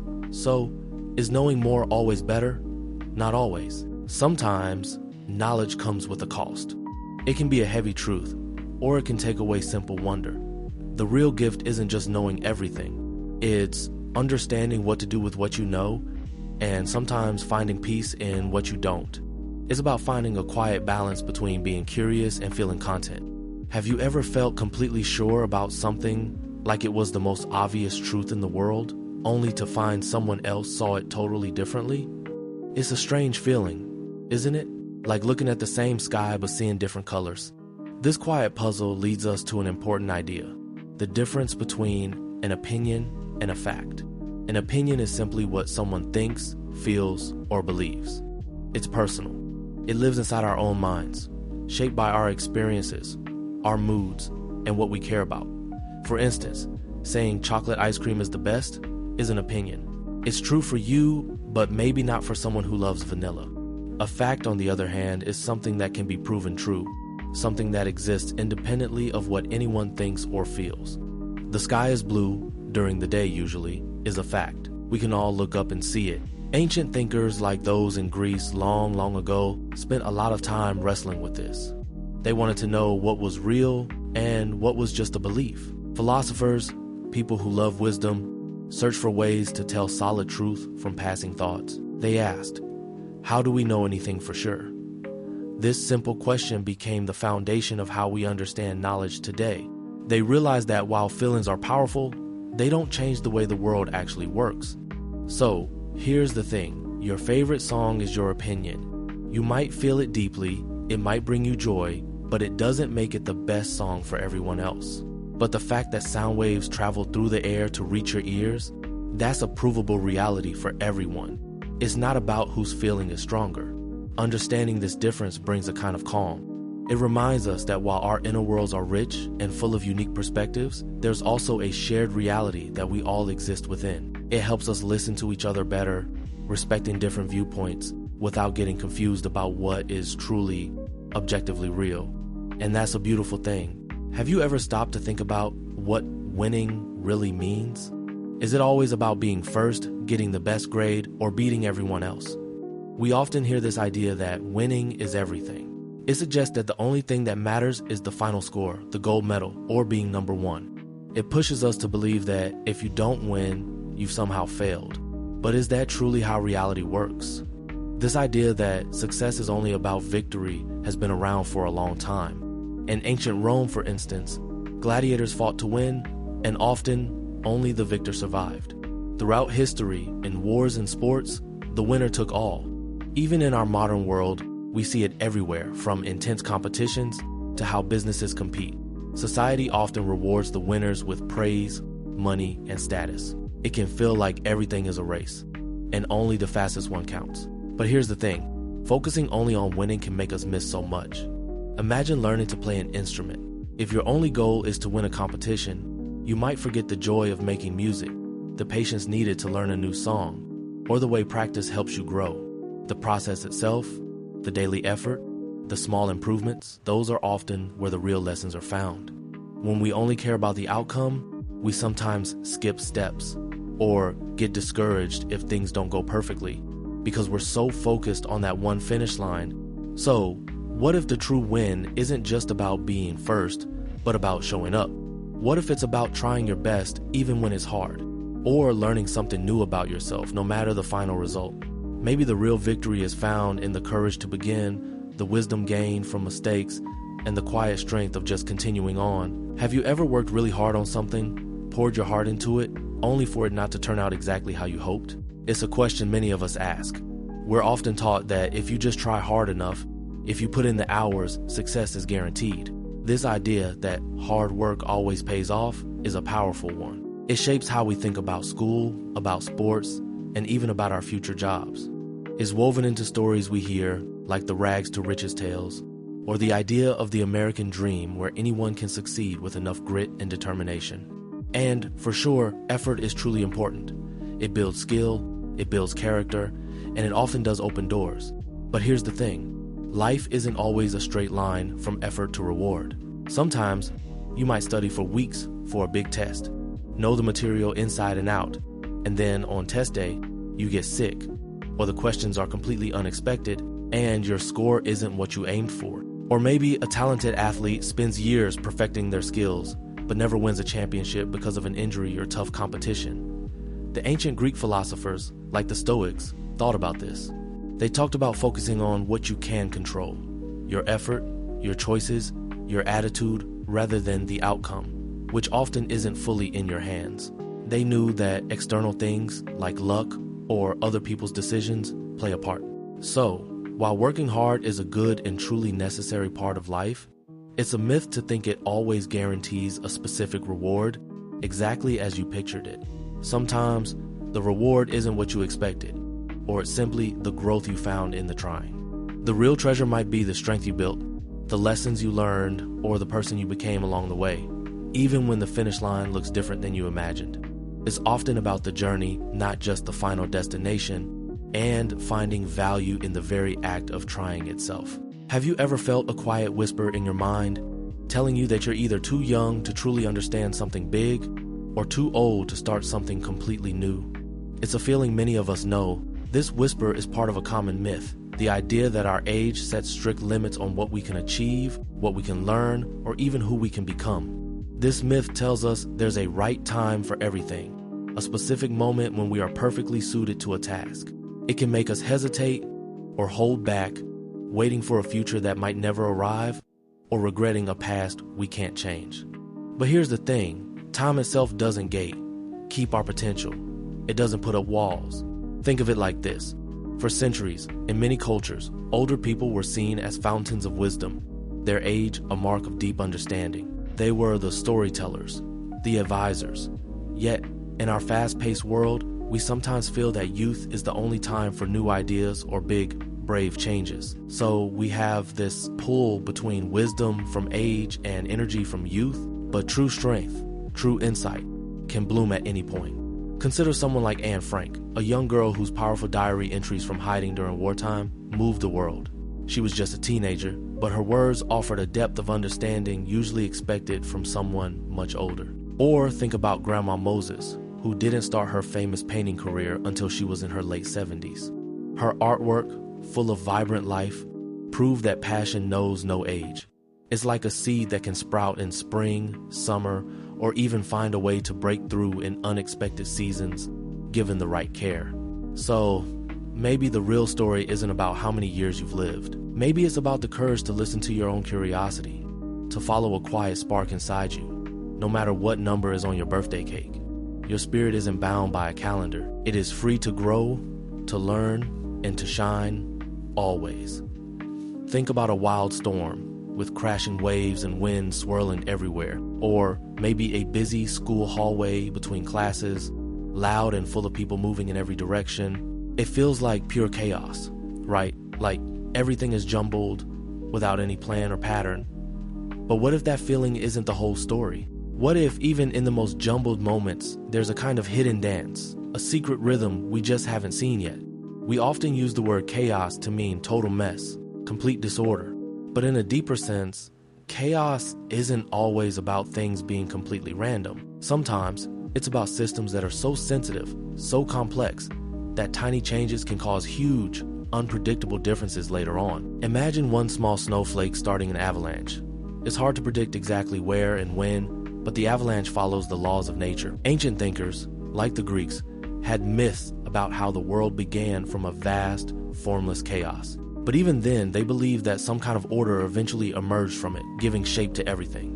Much later, scientists started looking at things like weather patterns or how water flows. They found that even though these things seemed super unpredictable, they still followed certain rules. This idea is sometimes called chaos theory. It doesn't mean things are random. Instead, it means they are deeply sensitive and complex, with hidden patterns. Here's the thing. Think about that busy school hallway again. It seems chaotic, but if you watch closely, you might see patterns. People move towards their lockers or head to specific classrooms. Friends walk together. It's not total randomness. There are underlying reasons for the movement, even if it looks like a jumble at first glance.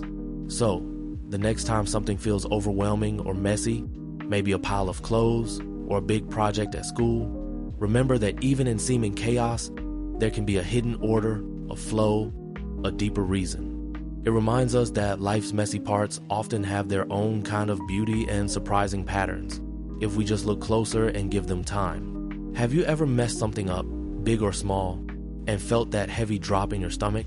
That feeling of disappointment? It's easy to think of mistakes as roadblocks, things to avoid. But here's the thing. What if mistakes aren't just wrong turns, but secret paths? What if they are actually powerful teachers, showing us things we might never learn otherwise? A mistake isn't truly an end. It's more like an unexpected detour. It forces us to pause, look around, and think differently. When we try something and it doesn't work, it tells us one way won't work. That's helpful information. It narrows down options. It helps us understand the problem better, from a new angle. This isn't about being wrong. It's about getting closer to what's right. This idea of learning from errors isn't new. Ancient Greek thinkers understood that true wisdom often comes from questioning what we thought was true, and sometimes from getting things wrong. For example, the great inventor Thomas Edison famously said, "I have not failed. I've just found 10,000 ways that won't work." He didn't see attempts that didn't create a light bulb as failures. He saw them as lessons, as steps forward. His mistakes were his progress. It's like when you're trying to bake a cake. Maybe you add too much sugar and it doesn't turn out right. You taste it, you learn what went wrong. The next time, you adjust. You get better. That bad cake wasn't wasted effort. It was a necessary part of learning how to make a delicious one. Every wobble on a skateboard, every missed note, each is a chance to improve, to understand more deeply. So, maybe we can start to see our mistakes not as signs of weakness, but as proof of effort, and as guides showing us exactly where to go next. They are often the surprising, true beginning of new understanding. Have you ever been told to just be happy or to choose joy? It sounds simple, doesn't it? Like our emotions are something we can pick out, like clothes from a closet. But here's the thing. Can we really decide in a moment to feel different than we do? If you stub your toe, you feel pain. If someone says something mean, you might feel sad or angry. These feelings seem to just arrive, uninvited. They don't wait for our permission. For thousands of years, people have wondered about this. Ancient thinkers, like the Stoics in Greece and Rome, believed that while we can't always control what happens to us, we can control how we react to it. They taught that true peace comes from understanding what's inside our power and what isn't. So, while you might not choose the first wave of disappointment when you get a bad grade, you can choose how long you let it sit there, you can choose to learn from it, or you can choose to let it weigh you down. Modern psychology also talks about this. It's not that we choose the feeling itself, like flipping a switch. It's more about how we relate to that feeling. Think of it like this. A storm cloud appears in the sky. You didn't choose for the cloud to form, but you can choose whether to run inside and hide, or to put on a raincoat and find something beautiful in the rain. You can choose to focus on the gloom, or to look for the rainbow afterwards. So, maybe it's not about choosing what we feel, but about choosing what we do with what we feel. It's about deciding how we let our emotions shape our actions and our outlook. It's a quiet, gentle power we hold in how we respond to the world and to ourselves. Have you ever stopped to truly consider who you are? Not just your name or your favorite color or what you did yesterday, but the deeper you, the one who thinks, feels, dreams. It's a trickier question than it seems, because what we believe about ourselves might not always be the full picture. We often walk around with ideas about our own personalities, our strengths, and even our weaknesses. But what if some of these ideas are myths, stories we've told ourselves, or that others have told us? Knowing yourself means looking deep inside. It's about understanding your true feelings, why you react certain ways, and what really motivates you, even the parts you might hide from others or even from yourself. It's not always easy because our inner world is vast and often mysterious. Thinkers from long, long ago knew this was important. In ancient Greece, there was a famous saying carved on a temple: "Know thyself." Wise people like Socrates believed that understanding yourself was the first step to real wisdom. They taught that if you truly knew your own mind, your strengths, your limits, you could live a better, more thoughtful life. They meant getting beyond just what you think you are and exploring what you truly are. Here's the thing, we often surprise ourselves. Maybe you thought you were shy, but then you find yourself speaking up powerfully for something you believe in. Or you might react to a difficult situation with a strength you didn't know you had. It's like our inner world is a deep ocean. We only see the surface most of the time, but there are powerful currents and unknown depths moving beneath. So, truly knowing ourselves isn't a quick answer or a single destination. It's an ongoing adventure, a slow discovery. It means being curious about your own thoughts and feelings, even the messy ones. And that's a journey worth taking, a quiet exploration of the most important person you'll ever know, you.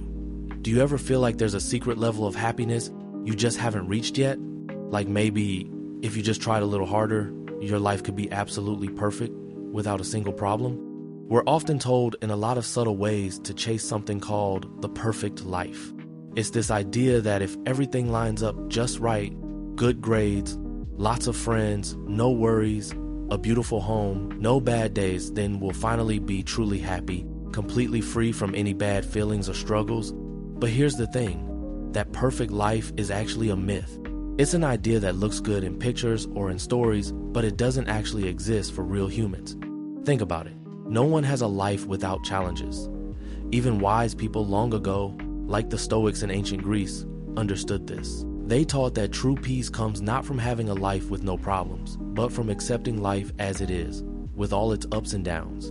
They knew that happiness wasn't about avoiding trouble, but about how you deal with the trouble you have. Imagine your favorite song.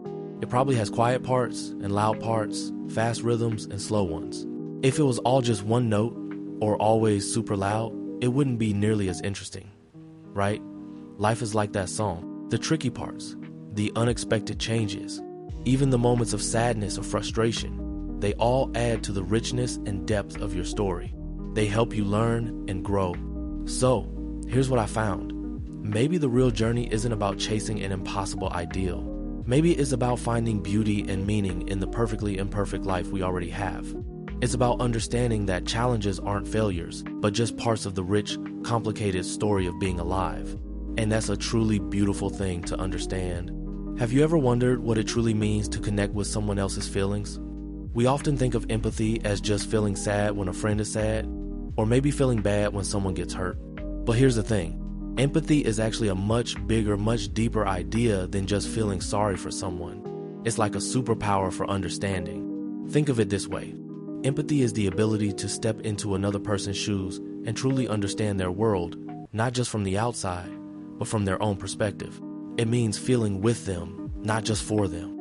So, if your friend is bubbling with excitement because they won a contest, empathy isn't just saying, "That's nice." It's actually feeling that little spark of joy inside yourself, almost as if you won too. And if they're feeling really disappointed about something, it's not just pity. It's understanding the weight of their disappointment and what it means to them. For a long time, people have thought about this special connection. Ancient Greek thinkers and later philosophers have explored how we understand each other. They saw it as crucial for building communities and living together. It's not just a fuzzy feeling. It's a deep way of knowing another human heart. Modern psychology helps us understand that our brains actually light up when we empathize, almost mirroring what someone else is going through. Imagine you're watching a movie. A character you really care about is going through a tough time. Maybe they've lost something important. If you truly feel their pain, a tear might come to your eye, not just because you're sad for them, but because you understand their sadness so completely it almost feels like your own. Or, if a classmate struggles with a subject you find easy, empathy helps you remember what it felt like when you struggled with something, and then you can offer real help, not just a pat on the back. So, empathy isn't just about tears or pity. It's about a profound understanding that builds bridges between us. It helps us see the world through different eyes, broadening our own understanding of what it means to be human. It's a quiet strength, a way to truly see and acknowledge the people around us, making our shared journey a little more connected, a little more kind. It helps us grow, not just as individuals, but as part of something bigger. Have you ever been talking to someone and it felt like they weren't really hearing you? Maybe their eyes drifted, or they just waited for you to finish so they could start talking. Or maybe sometimes you're the one doing that. Here's the thing. We often think listening is easy. It's just, hearing sounds. But it's actually much harder than speaking. Speaking feels natural. Our thoughts are right there, ready to spill out. We're in control of the words, the story. But listening? That means giving up control for a moment. It means quieting your own mind, your own ideas, your own plans for what you'll say next. It's about making space for someone else's world inside your head. It's not just hearing the words, but trying to understand the feelings behind them, the hidden meanings. Thinkers have explored this for ages. Many ancient philosophies, like those from Greece or Eastern traditions, pointed to the power of silence and the wisdom found in truly hearing others. The Greek philosopher Epictetus supposedly said we have 2 ears and 1 mouth, so we can listen twice as much as we speak. This isn't a new idea. For centuries, people have known that real understanding often grows from quiet attention, not from just sharing your own thoughts. Imagine you're trying to learn a new skill, like playing a song on an instrument. The teacher gives you instructions. If you just focus on what you already know, or rush to try playing your favorite part, you might miss key steps. But if you truly listen to the teacher, paying attention to every detail, you'll learn the song correctly. It's the same with people. When a friend is sharing something important, it's easy to jump in with advice or compare it to your own life. But if you really listen, letting their story sink in, you might discover something new about them, and even about yourself.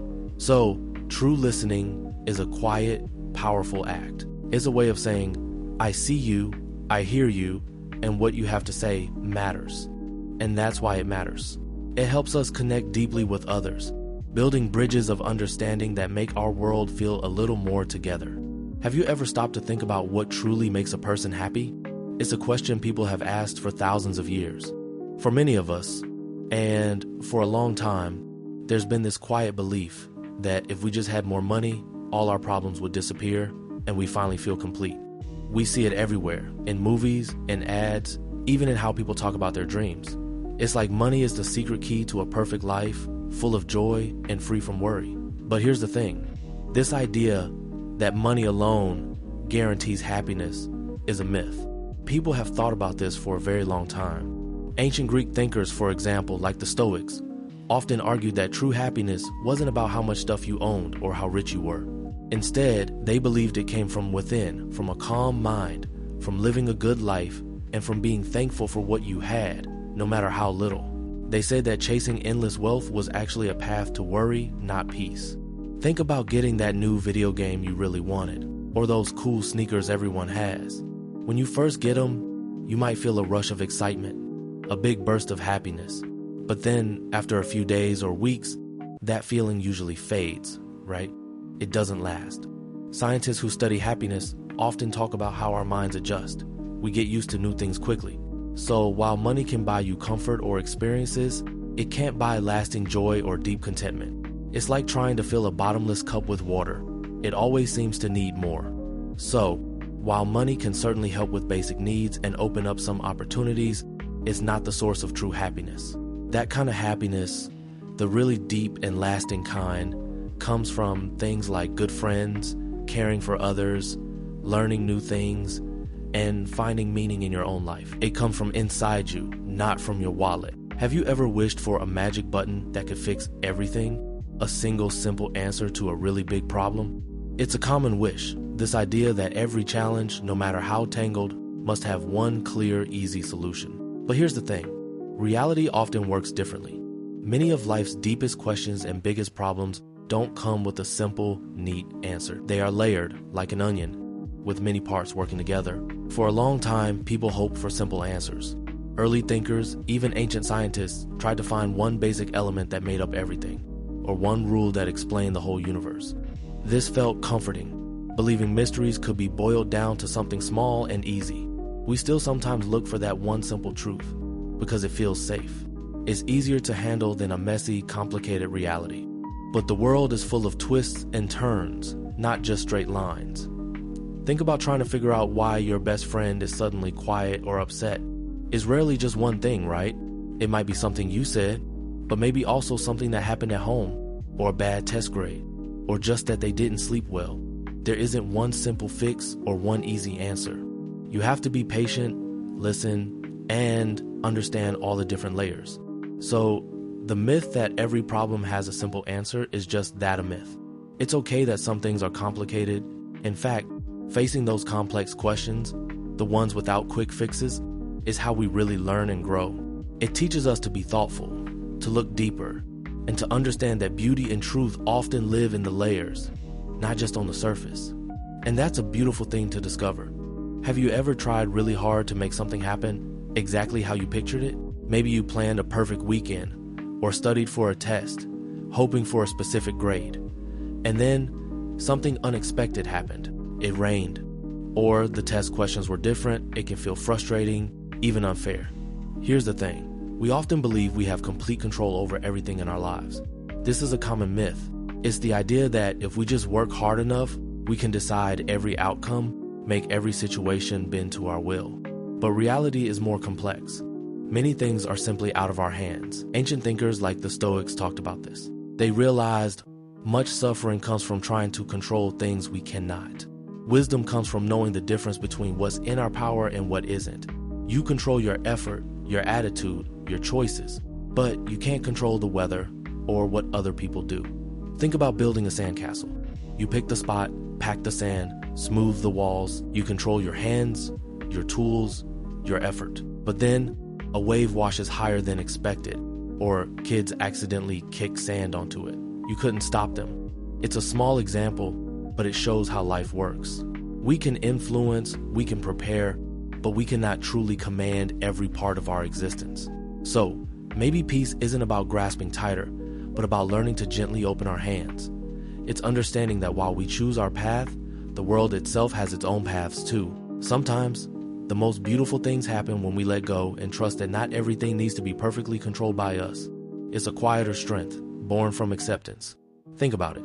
We often hear that change is necessary, that it brings growth, that is what we need for a better future. But is that really true every single time? Do we always cheer for things to be different? Sometimes, change feels like a whisper, a gentle shift in the air. Other times, it feels like a storm, tearing down what we know. The truth is, change is simply things becoming different from how they were. We're taught to see it as a climb upwards, as progress. But change can also mean loss, or discomfort, or things getting harder before they get better. Or maybe they just get different. The ancient Greek philosopher Heraclitus, thousands of years ago, famously said that the only constant is change. He meant everything is always flowing, never truly staying still. A river is never the same river twice. This idea reminds us that change is just part of life, like breathing. But Heraclitus also didn't say change was always good. It simply is. Consider a familiar path you walk every day. Maybe it's the one from your house to school. One day, the city decides to put up a new building along that path. It changes the view, maybe makes you walk a different way. Is that change good? If the building is a new library, maybe. If it's just a plain wall, maybe not. It depends on what the change brings and what it takes away. This happens in our own minds too. We grow, we learn, our thoughts shift. That's change. But sometimes, holding on to an old belief, even when new ideas come, feels safer. It's like an old, comfy blanket. So, Here's the thing. Change isn't good or bad on its own. It's like a tool. It can build amazing things or it can break others. The real question isn't whether change is good, but how we respond to it and what we choose to do with the new landscape it creates. It teaches us about letting go, about adapting, and about finding new beauty even in what feels unfamiliar. It's a quiet truth about being human. Have you ever stopped to think about what it truly means to be by yourself? Often we hear the word alone and immediately think of lonely. We're often taught that being by yourself is always sad, something to avoid. But here's the thing. Being alone and feeling lonely are actually very different. Being alone simply means you are by yourself, without other people around. It's a physical state. You might be in your room, or walking in a park, or sitting quietly by a window. But loneliness is an emotion. It's that feeling of wanting connection. You can be in a crowded room, surrounded by friends, and still feel a deep sense of loneliness. And on the flip side, you can be completely by yourself and feel totally content, even peaceful. Throughout history, many wise people have understood this difference. Ancient philosophers, monks seeking deep understanding, or great artists often chose to spend long periods by themselves. They weren't hiding from the world because they were sad. Instead, they were seeking quiet space to think deeply, to understand themselves better, and to connect with something larger than themselves. Think about a painter absorbed in their work, or a writer lost in a story they're alone, but often filled with purpose and joy. This idea is about finding a special kind of peace when you're by yourself. It's like when you're really focused on a hobby, maybe building something, listening to music, or just daydreaming. You're in your own world, completely present, and your mind can wander freely. This isn't emptiness. It's a full space where ideas can bloom and you can listen to your own inner voice. So, sometimes being alone isn't about being apart from others, but about coming closer to yourself. It's a quiet strength, a gentle gift that helps you discover who you truly are. Have you ever gazed at the stars at night or felt a quiet moment of wonder and considered if tomorrow is already decided? What if every single choice you make, every step you take, is just following a path that's already been drawn for you? This is the core of the myth we're exploring, the deep-seated idea that the future is completely set, like a movie script that's already finished. And we're just actors playing our parts, unable to change a single line. For centuries, across many cultures, people held on to the belief in fate or destiny. Think about the ancient Greeks. They told myths about three powerful sisters, the Fates, who spun threads of life, measuring out every person's journey from birth to death. It was a strong belief that no matter what you did, you couldn't truly change what was meant to be. This concept in philosophy is sometimes called determinism, suggesting that everything that happens, including our own thoughts and choices, is simply the unavoidable result of things that happened before. If true, it would leave no room for real freedom. But here's the thing to truly ponder. If your future is already set, then why bother trying your hardest on a big test? Why practice countless hours for a sports team if the win or loss is already decided for your school? Why reach out and be kind to someone or work to fix a mistake if your actions don't truly change anything? Imagine playing a video game where every decision you make, every path you try, ultimately leads to the exact same ending, no matter what. That wouldn't feel much like a game, would it? And it certainly wouldn't feel like your story. Modern science, especially the study of tiny particles, often talks about elements of randomness and unpredictability, things we can't perfectly guess.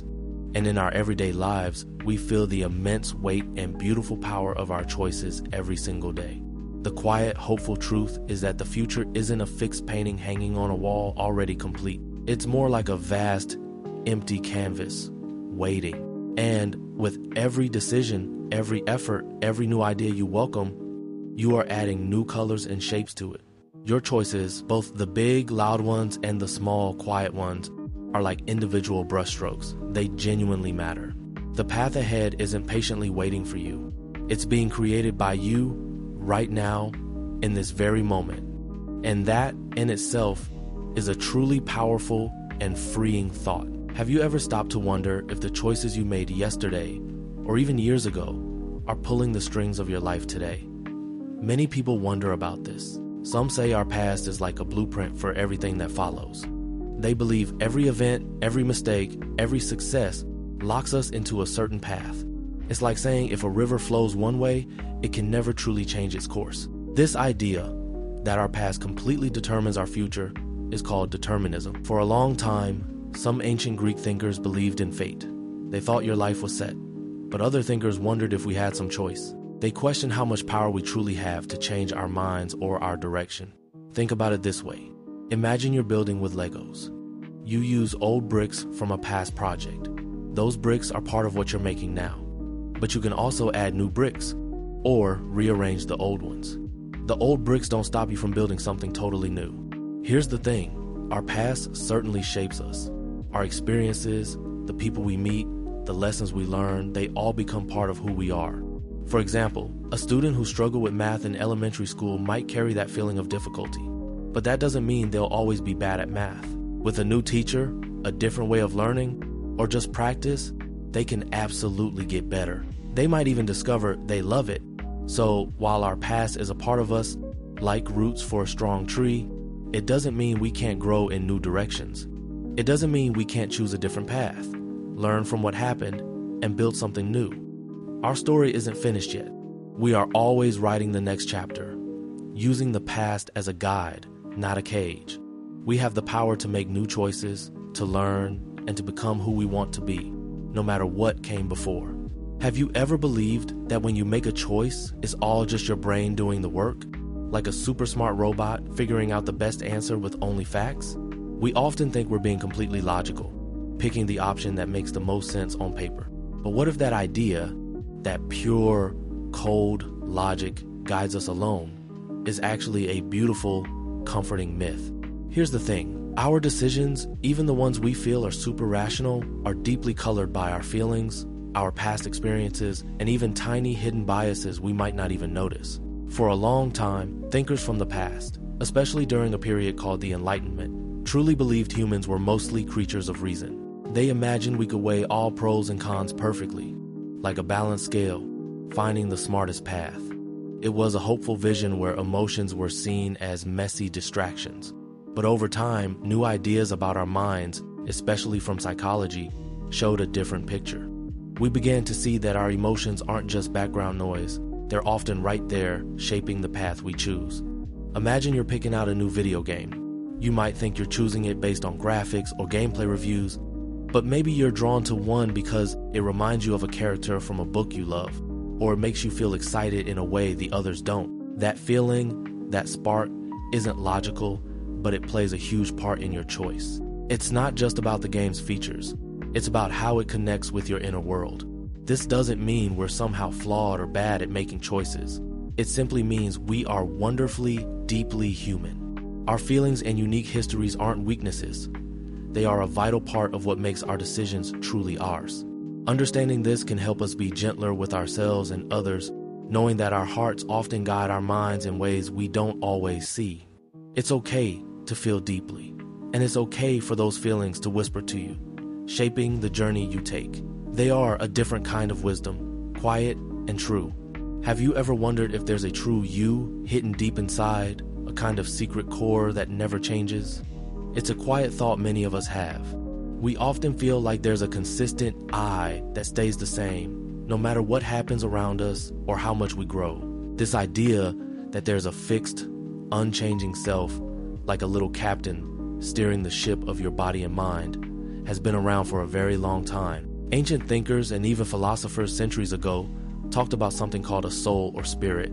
They thought this part of us was eternal, never breaking down or changing, even when our bodies did. One famous thinker, René Descartes, said, "I think, therefore I am." He meant that the very act of thinking proved there was a core I doing the thinking, a self that existed separately from everything else. So, for ages, people believed in this solid, unchanging us. But here's the thing, think about yourself. Are you exactly the same person you were when you were 7, or even last year? Your favorite color might have changed, your opinions on things are different, your dreams have grown, your brain is always learning new things, making new connections. Your body is constantly replacing cells. It's like a river. The water flowing past you right now is different from the water that flowed yesterday or last week. But we still call it the same river, don't we? The river's identity isn't just one drop of water, but the whole flow, the journey it takes. So maybe the real us isn't a fixed, hidden thing waiting to be found. Maybe it's not a single, unchanging core. Instead, perhaps the us is more like the beautiful sum of all our experiences, our memories, our feelings, and our constant growth. It's the story we're always writing, chapter by chapter, day by day. It's a wonderful thought, really, to see ourselves not as something stuck, but as something alive and always unfolding, like a quiet, ever-changing song. What if the best part of a journey isn't reaching the end, but all the winding paths you take along the way? We often think true wisdom means having all the answers, knowing every fact. But here's the thing. Trying to know everything can actually make us miss out on the real magic of learning. It's not about stuffing our brains with every piece of information. Instead, it's about understanding deeply, questioning openly, and staying curious about what we don't know yet. It's about the adventure of discovery itself, not just the destination of total knowledge. Think about some wise people from history. The ancient Greek philosopher Socrates, for example, believed that true wisdom wasn't about claiming to know everything. He famously said, "The only true wisdom is in knowing you know nothing." What he meant was, the more you learn, the more you realize how much more there is to learn. This isn't a bad thing. It's an invitation to keep exploring. It shows humility. It means understanding the world is too big and amazing for any one person to fully grasp. Imagine you're learning a new sport, like basketball. If your only goal was to memorize every rule and every player's stats from a textbook, you might know a lot of facts. But would you actually be good at basketball? Probably not. The real learning happens when you step onto the court, try new moves, make mistakes, and practice. You learn by doing, by experiencing the game, and by seeing how the rules play out. That journey of practicing and getting better is where true understanding comes from, not just knowing facts. So, the goal isn't to reach some imaginary finish line where we suddenly know every single thing. The goal is to stay open, to keep asking questions, and to find beauty in the endless journey of discovery. It's about enjoying the process of learning and growing, knowing that there will always be more wonders to uncover. And that's a beautiful way to live, full of wonder and possibility. Have you ever woken up from a strange dream, maybe about flying or talking animals, and wondered what it meant? For a long time, many people have told themselves that dreams are just random brain noise, meaningless pictures flickering through our minds while we sleep. It's an easy thought to have, right? Just our brain tidying up, or maybe it's just the pizza we ate before bed. But here's the thing. What if that idea is a myth? What if those nighttime stories are actually whispering something to us? Imagine your brain is like a giant, busy library. All day long, new books, experiences, thoughts, feelings come in. At night, while you're asleep, the librarian, your brain, doesn't just shut down. Instead, it gets to work, sorting, organizing, and filing all those books away. Sometimes, it connects books that you might not think go together, or it pulls out an old, forgotten story that suddenly makes a new kind of sense. Those connections, those quiet stories, are your dreams. For thousands of years, long before science as we know it, people believed dreams were important. Ancient Egyptians wrote down their dreams, thinking they were messages from gods or clues about the future. Native American tribes often looked to dreams for guidance, seeing them as journeys into other worlds or insights into their own spirit. Later, thinkers like Sigmund Freud, a famous psychologist, spent his life trying to understand dreams, suggesting they were like secret messages from our deeper selves, showing us hidden feelings or forgotten memories. So, it wasn't just random, static, and even today, though we don't always understand exactly how dreams work, many scientists and psychologists believe dreams play a part in how we learn, how we process emotions, and even how we solve problems. Maybe that scary dream isn't just scary. Maybe it's your mind working through a fear. Or maybe a happy dream is your brain celebrating something good you didn't even realize. So, next time you wake up from a dream, pause. Don't just dismiss it.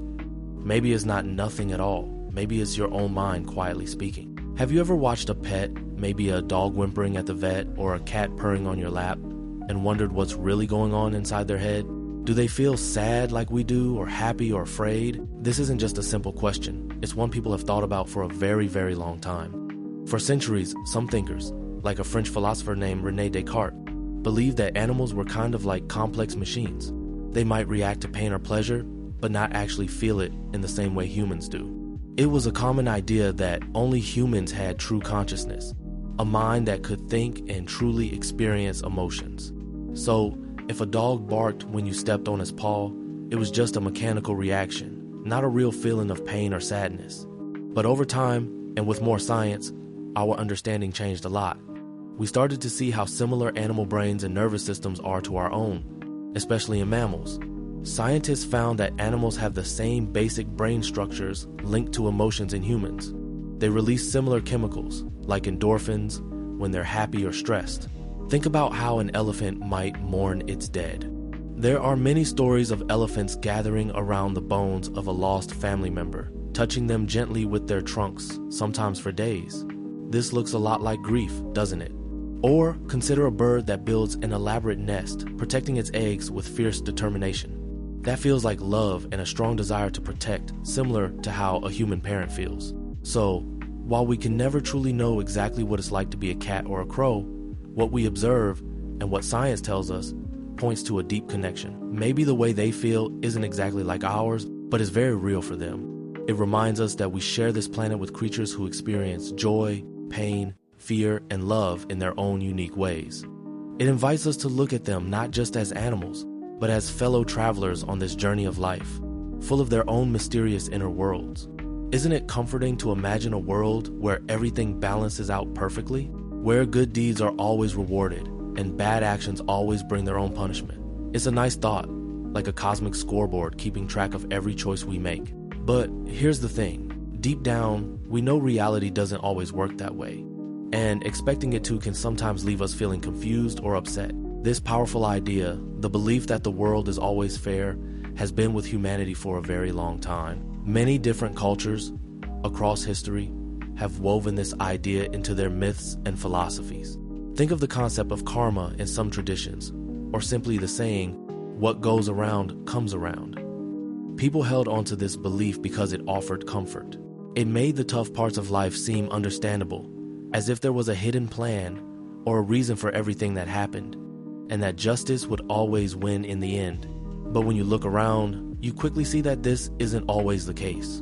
Sometimes, someone who works incredibly hard on a project, pouring their heart into it, doesn't get the recognition they deserve. And then, maybe someone else, who barely tried, seems to get all the breaks. Or a truly kind person might face endless challenges, while someone who isn't so nice seems to glide through life with ease. This isn't about blaming anyone. It's just observing how things often unfold in ways that don't always seem fair to us. Understanding this doesn't mean life is hopeless, or that being good doesn't matter. Instead, it helps us see things more clearly and frees us from expecting a perfect score. It means we choose kindness, honesty, and hard work, not because we expect the universe to instantly pay us back. We choose them because those actions build our character and make the world a better place, even if that goodness isn't always reflected back to us perfectly. It reminds us that our own actions are powerful.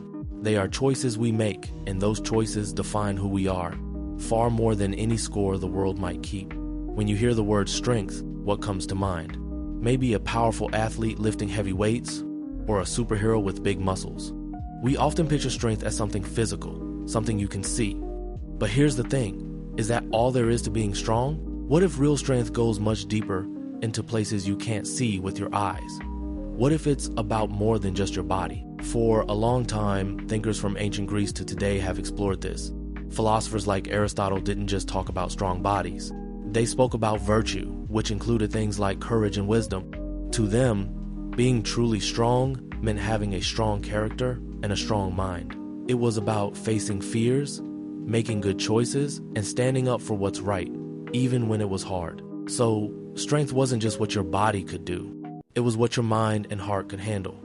Think about someone who might not look strong in the usual way. Maybe it's a student who keeps trying a tough math problem even after getting it wrong many times. Or someone who chooses to forgive a friend who hurt them instead of holding on to anger.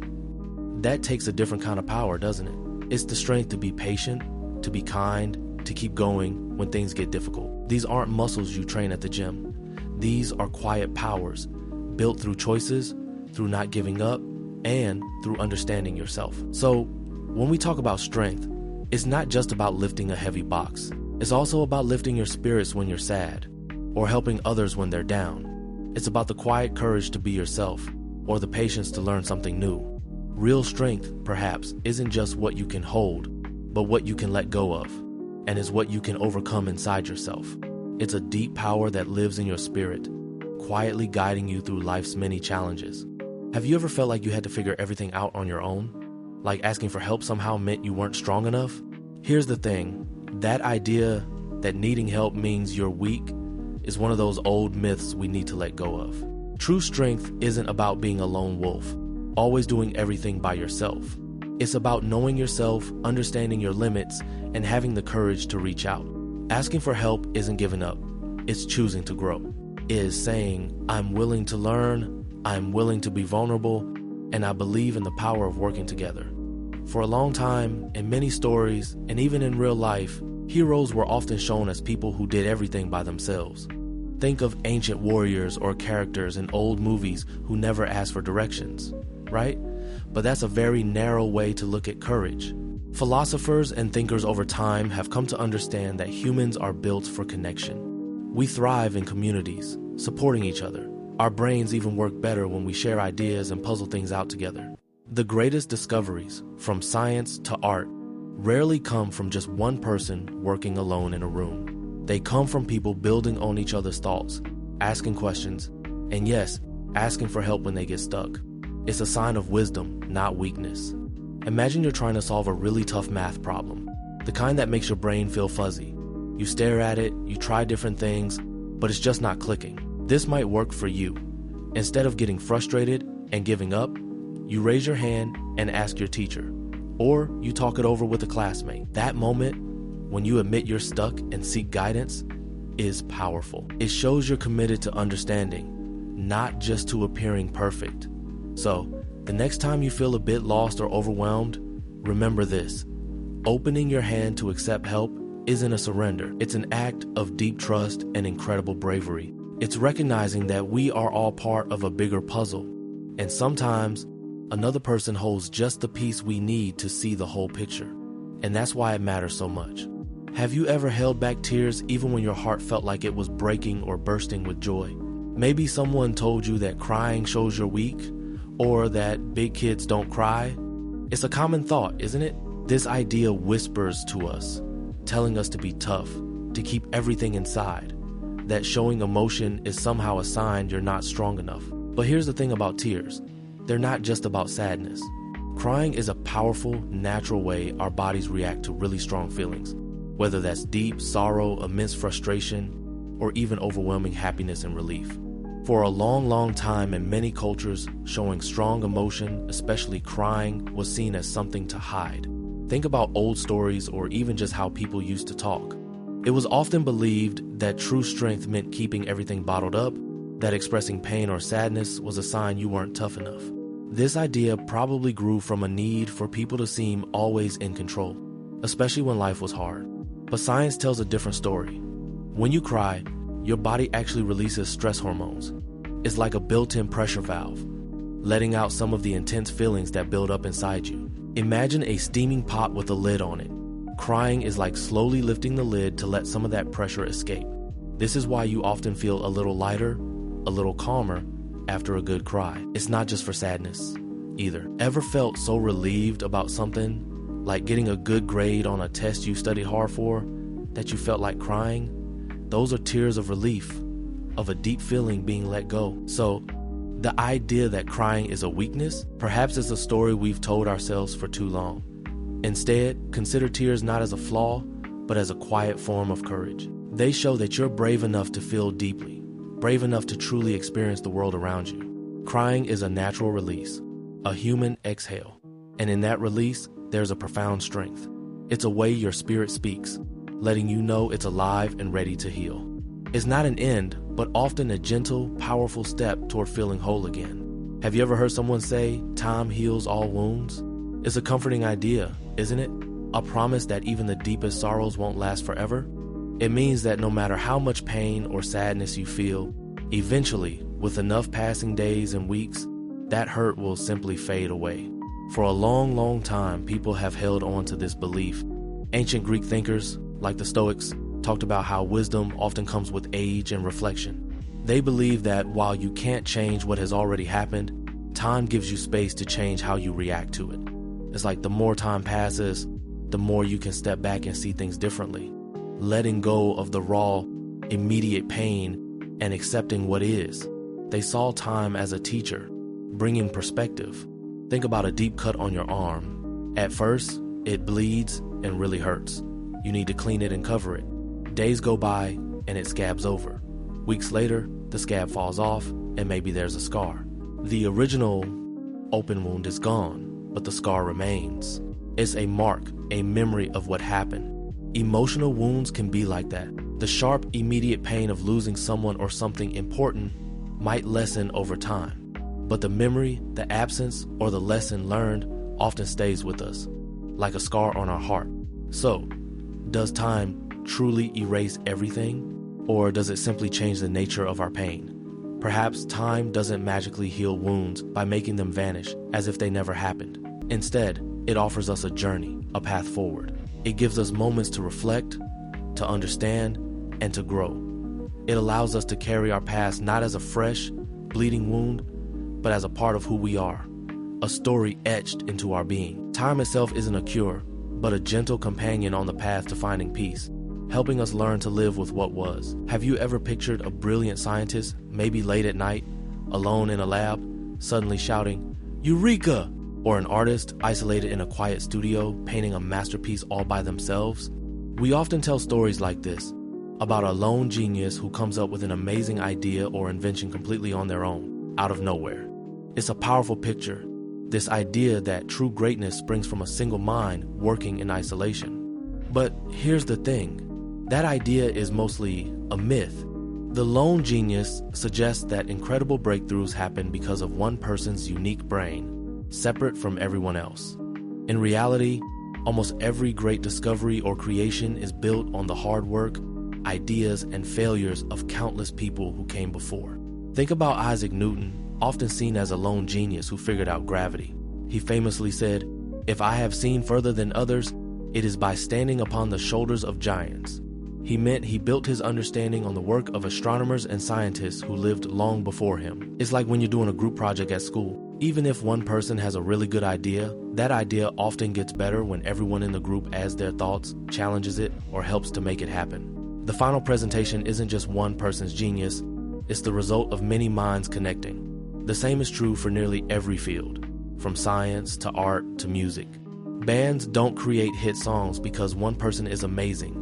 It's the blend of different talents. So, this myth teaches us something important. True brilliance isn't about being alone or special in a solitary way. It's often about connection. It's about learning from the past, sharing with the present, and building together for the future. Our greatest achievements often bloom not from isolation, but from the rich soil of shared knowledge and human connection. It reminds us that our own ideas, big or small, are part of a much larger, ongoing conversation. Have you ever looked at something, a person, an old building, a painting, and wondered what truly makes it beautiful? We often hear the saying, beauty is only skin deep. But what does that really mean? And is it always true? This idea suggests that outward appearances, like how someone looks, aren't very important. It means true value, or real beauty, comes from inside. It's a myth that tries to tell us outer beauty is shallow and doesn't matter much. But here's the thing, beauty isn't just what you see on the surface. For thousands of years, people have thought about this. Ancient Greek thinkers, like Plato, talked about different kinds of beauty. They believed physical beauty might catch your eye, but a deeper kind existed, like the beauty of a good idea, a brave act, or a kind heart. They saw outer beauty as a reflection of something deeper. It's something humans have always wrestled with. Is it just the shine, or what makes it shine? Think about your favorite song. It has a great beat, good instruments, that's its skin-deep sound. But what makes you really love it? It's often the lyrics, the feelings it brings up, the way it connects with something inside you. Or a story. The cover might be cool, but the real beauty is in the characters, the plot, the ideas. Its true beauty comes from its depth. So when we say beauty is only skin deep, maybe it's not saying outer beauty doesn't matter. Maybe it's reminding us to look further. It's asking us to see beyond the first glance, to appreciate the quiet strength, the gentle kindness, the creative spirit within. Real beauty, the kind that lasts and truly touches us, often lies in invisible things. A generous spirit, a sharp mind, or a heart full of compassion. It's about finding light in unexpected places, inside and out. Have you ever known something for sure? You felt totally correct about it? But even so, things still didn't quite work out. Maybe it didn't solve the problem, or it upset someone, or it just felt empty. Here's the thing. Knowing the truth, being right, it's important. It helps us understand the world. But sometimes, just having the correct answer isn't enough. It's like holding a perfect map, but you're not ready for the journey, or don't know how to talk to people along the way. Ancient thinkers, like the Greek philosopher Socrates, spent their lives seeking truth. He believed knowing yourself and understanding what was real mattered most. But even Socrates understood that how you shared that truth, or if people were ready to hear it, truly mattered. Just stating a fact, even a true one, can create distance instead of understanding. Imagine a group project for school. You found the best information. You know your idea is the most correct. You explain it perfectly, every fact is there. But maybe you deliver it in a way that makes teammates feel silly or ignored. You might be right about the facts, but if no one wants to work with you, or they feel bad, does being right truly help the project succeed? Being right can be powerful. It leads to discoveries and solves big problems. But wisdom often lives around being right. It's about how we use what we know. It's about listening, trying to understand why others see things differently. It's about kindness and patience. Sometimes the truly wise thing isn't to prove you're right. It's to connect with others, to build bridges, and to make the world a bit more gentle. A truth shared without care can feel heavy, but a truth shared with understanding can light up the path for everyone. Have you ever sat in a truly quiet room, the kind where you can almost hear your own heartbeat? What does that feel like? Most of us think of silence as nothing. It's just the absence of sound, right? Like an empty space or a blank page waiting for words. But here's the thing, maybe silence isn't empty at all. Maybe it's actually full of something we often miss. For a long time, people have felt a bit strange about silence. Sometimes we fill it with noise, music, talking, anything to avoid that quiet space. It's like we're afraid of what might be there if we stop making noise. But thinkers and spiritual people throughout history have looked at silence differently. Ancient philosophers and even monks in their quiet monasteries didn't see silence as a void. Instead, they saw it as a powerful space. They believed it was a place where deep thoughts could form, where inner wisdom could be heard. It was a place for connection, not just a lack of sound. Think about it like this. When you close your eyes, you don't see darkness because your eyes are broken. You see darkness because you've removed the light. But in that darkness, your other senses might become sharper. You might notice the smell of rain outside, or the warmth of your hand. Silence is a bit like that. When you remove the sounds, it's not that nothing is there. It's that other things become more noticeable. Your own thoughts might get louder. Your feelings might become clearer. It's in the quiet moments that we often truly listen to ourselves or to the world around us in a new way. So, silence isn't just an empty hole. It's a vast, open space. It's a canvas waiting for a painting, or a calm pond where reflections become clear. It holds potential. It holds ideas. And sometimes, it holds the very answers we've been looking for, just waiting for us to stop and listen. It's not nothing. It's everything waiting to be heard. Have you ever wondered about luck? Is it just some random thing, like a coin flip or picking the right straw? Or is there something more to it? For a long time, people believed luck was entirely outside of our control. It was just fate, or the gods deciding your path. You were either born lucky or not. This idea shaped how people saw their lives and their future. But here's the thing. What if we actually play a part in creating our own good fortune? It's a myth that luck is purely random. Many thinkers, from ancient philosophers to modern psychologists, have explored this idea. They suggest that while truly random events do happen, what we call luck often comes from a mix of preparation, opportunity, and mindset. Think of it this way.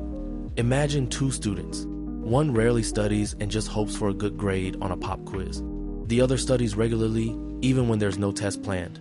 When a surprise quiz happens, the prepared student does well. Was that just luck? Or did their consistent effort create the lucky outcome? The Roman philosopher Seneca once wrote about how luck is what happens when preparation meets opportunity. He meant that good things often come to those who are ready for them. It's about seeing the chances that appear and being able to act on them.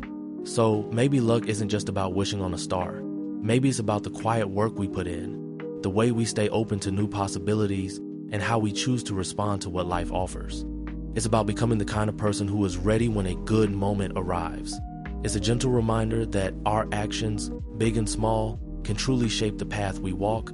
We don't control everything, but we do hold a quiet power to invite more good into our lives. Have you ever wondered if the stories we tell about the past are always exactly how things happened? Like, if you and a friend both witnessed the same event, would your accounts be exactly the same? Probably not, right? Each of you would remember different details, focus on different parts, or feel differently about what happened. Here's the thing, history is a bit like that. We often think of history as one big, solid book of facts, written in stone. But the idea of a single, true history, a perfect record that everyone agrees on, is actually a myth. History isn't just what happened. It's also who wrote it down and from whose point of view. Think about it. For a long time, the stories we learned were mostly from the powerful, from kings and generals. They wrote the histories that favored them. But what about the stories of the people they ruled? What about the farmers, the artists, the everyday families? Their experiences were just as real, but often left out. Imagine a school play. You might have the director's view, the main actor's view, the stage crew's view, and someone in the audience's view. Each one is a true account of the play, but they are all different. They highlight different things. No single one tells the whole story. So it is with history. Even very early historians, like the Greek writer Herodotus, tried to gather stories from many different people. He knew his own account was just one way of seeing things. Later, many historians have shown how different people, like explorers or native tribes, wrote very different histories of the same events. So, when we look at the past, it's not about finding one correct answer. It's about understanding that many perspectives exist, and each one holds a piece of the truth. It means being curious about all the voices, even the quiet ones, to build a richer, deeper picture of what came before us. It makes history less like a single path and more like a vast, winding forest full of many trails. Each trail helps us understand the forest better. Do we ever stop to truly think about how progress works? We often imagine it like climbing a ladder, always going up, always getting better. But here's the thing. Real progress, whether in big historical changes or just in our own lives, isn't always a smooth, straight line. Sometimes, for every step forward, there's a wobble or a new challenge we didn't expect. For a long time, many ancient thinkers, like some in old Greece, believed life and history moved in circles. They saw cycles. Things would get good, then bad, then good again, much like the seasons changing year after year. There was a sense that everything returned to how it was before. But later, during a period called the Enlightenment, people started believing we were always moving forward, always getting smarter, always improving. It was a powerful and hopeful idea that humanity was on a steady march toward a brighter, better future. Think about learning to ride a bike without training wheels. You might have amazing days where you zoom around feeling totally in control. That feels like progress. But then, the very next day, you might fall, struggle to keep your balance, or feel like you've completely forgotten how to do it. It can feel like you went backward, right? But that struggle, that messy fall, is actually a crucial part of truly mastering the bike. Or imagine how new technology makes communicating so easy, like instant messages across the world. That's a huge step forward. But sometimes it also makes it harder to simply talk face to face, or creates new worries about too much screen time. So the idea that progress is always a neat, upward climb isn't quite true. It's more like a dance, sometimes forward, sometimes a little back, sometimes a sidestep. Understanding this can help us be less surprised when things get messy and more patient with ourselves and the world around us.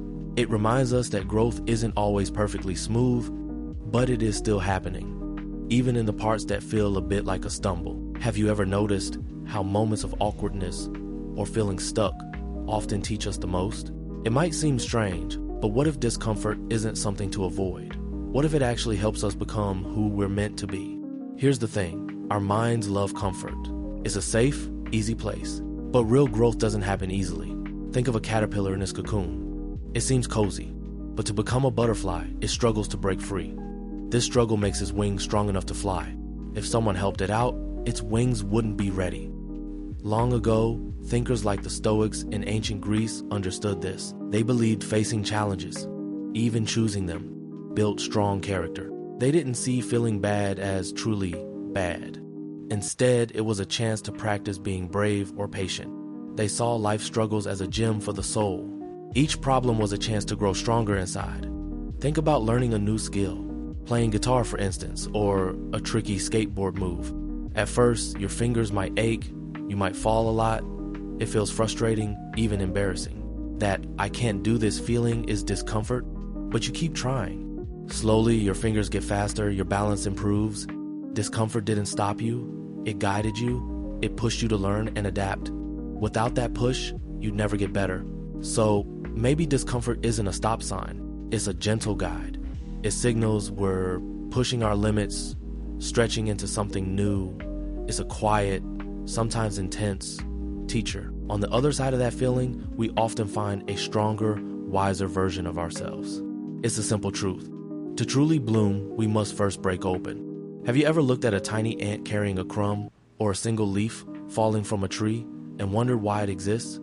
It's a natural thought. Many of us believe everything happens for a reason. This idea suggests the universe is like a carefully designed machine, where every part serves a specific job and nothing is truly random. This belief has deep roots. Ancient Greek thinkers like Aristotle thought everything in nature had an end goal, like an acorn growing into an oak tree. Many religions teach a divine plan guides everything, giving it a higher purpose. This idea can be comforting. When something difficult happens, believing it has a purpose helps us feel less lost, like there's a lesson. It brings order to our world. But here's the thing, does everything truly have a purpose? Consider a single cloud drifting across the sky. Does it have a specific purpose beyond being a cloud, formed by air currents, or a smooth pebble on a beach? It's just there, a beautiful result of nature, not fulfilling a grand, preset task. While we often look for meaning, sometimes things just are. A storm brings rain, which helps plants, but its main purpose isn't just to water your garden, it's a natural event. Perhaps the true wonder isn't that everything is assigned a purpose, but that we, as humans, have the power to find or create meaning in what we encounter.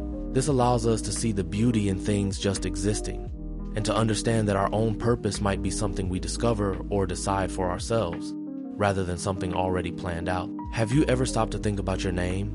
That sound, that label others use to call you, does it truly capture who you are deep down? It's a simple question, but it gets to something big. How we see ourselves and how the world sees us. A name is just a word, a set of letters, but we often give it so much power. We might feel like our name hints at our personality, or even our future. Here's the thing. For a long time in different cultures, names were often chosen for a special reason. Sometimes, a name was given to wish a child good luck, or to describe a hoped-for quality, like brave or joy. People believed names held a kind of magic, a connection to destiny. In old stories and myths, knowing someone's true name often gave you power over them. But over time, our view of names shifted. Now, they are more often family traditions, or just sounds we like. So, is our name still our destiny? Does grace mean you must always be graceful? Does mark mean you'll always leave your mark? This is where the old idea bumps into our real lives. Think about a nickname like Tiny for someone who grows up to be very tall. That nickname might stick, but it doesn't really describe them anymore, does it? The person grew, they changed, they became more than that single word. And that's why it matters. Our name is like the cover of a book. It might give a hint or look pretty, but it's the story inside your experiences, your choices, your growth that truly makes you who you are. We are not just defined by a label given to us at birth. We define our name through our lives. We fill it with meaning, with every step we take.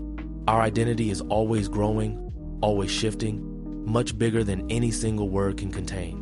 Have you ever stared at two paths feeling the heavy weight of needing to pick the right one? Like there's just one perfect door to open, and if you don't find it, you'll miss everything important? We often feel this pressure, whether it's choosing a class, a new hobby, or even just what to wear. But here's the thing. That idea of a single perfect decision is a powerful myth. It tells us that for every big choice, there's only one true, flawless answer. And if we don't find it, we've somehow failed. It makes us think that life is a multiple choice test and only one bubble is correct. Ancient thinkers, even long ago, understood that life wasn't a puzzle with just one solution. They often talked about wisdom not as knowing the perfect path from the start, but as learning how to walk any path well. Philosophers like the Stoics taught about focusing on what you can control, your effort, your attitude, your actions after a choice, rather than trying to control every outcome. They knew that actions and their results are connected, but not in a simple A leads to perfect B way. So, they focused on making good choices based on what they knew, and then dealing wisely with whatever happened next. Think about starting a new project for class. You might spend ages trying to pick the perfect topic, but maybe the real success isn't just about the topic itself. It's about how much effort you put into researching it, how creatively you present it, and what you learn along the way. Even a less perfect topic can become amazing if you truly commit to it and shape it with your own hard work. So, the myth of the perfect decision can trap us. It can make us afraid to choose or make us feel like failures if things don't go exactly as planned. But here's what I found. Life isn't about finding the perfect starting point. It's about making a choice, often with good intentions, and then working to make that choice good, adapting as you go. It's about the journey and what you build from where you stand, not about a flawless first step. Be kind to yourself and your choices. Have you ever stopped to wonder if the world around us is truly just what our eyes show us? Think about it. A dog hears sounds we can't, like a high-pitched whistle that's silent to us. A bee sees colors in flowers that look totally different in our eyes. Their reality, through their senses, is unique. This makes us question if seeing is believing is the whole story. What if our five senses, sight, sound, touch, taste, smell, are like small windows, showing us only a piece of a much larger, grander world? What we see is powerful, but it's just one part of how we understand existence. Philosophers have thought about this for ages. Long ago, a thinker named Plato used a story about people in a cave who only saw shadows on a wall. They believed those shadows were real, never realizing a whole world existed outside, casting them. Plato suggested our senses might be like that, giving us a limited view of a deeper, truer reality. Even today, science tells us about things we can't see, like radio waves carrying music or X-rays showing bones. These invisible forces are very real, moving all around us, proving that reality isn't just what meets the eye. Consider simple things, like feelings. You can't see happiness or sadness. You see a smile or tears, but the feeling itself is invisible. Yet, it's incredibly real, shaping our lives. Or think about the air you breathe. You can't see it, but you feel it. You need it. It's an unseen part of our world. So maybe reality isn't just a picture for our eyes. Maybe it's a beautiful, rich tapestry woven from everything we sense, everything we feel, even things we can't detect at all. It reminds us there's always more to explore, more to feel beyond the surface of what we first look at. And that's a truly wonderful thought. Have you ever wondered if being totally sure about everything is always good? It sounds nice, right? But what if there's power in not knowing for certain? What if doubt, that quiet whisper of maybe not, is actually a helpful guide? Doubt isn't about being confused or weak. It's about being curious. It's like a gentle nudge that tells us to look closer, to ask questions, to not just accept things at face value. When we doubt, we stop and think. We explore. We search for better answers or more complete truths. This is really how we learn and grow. Think about the old stories people believed for thousands of years.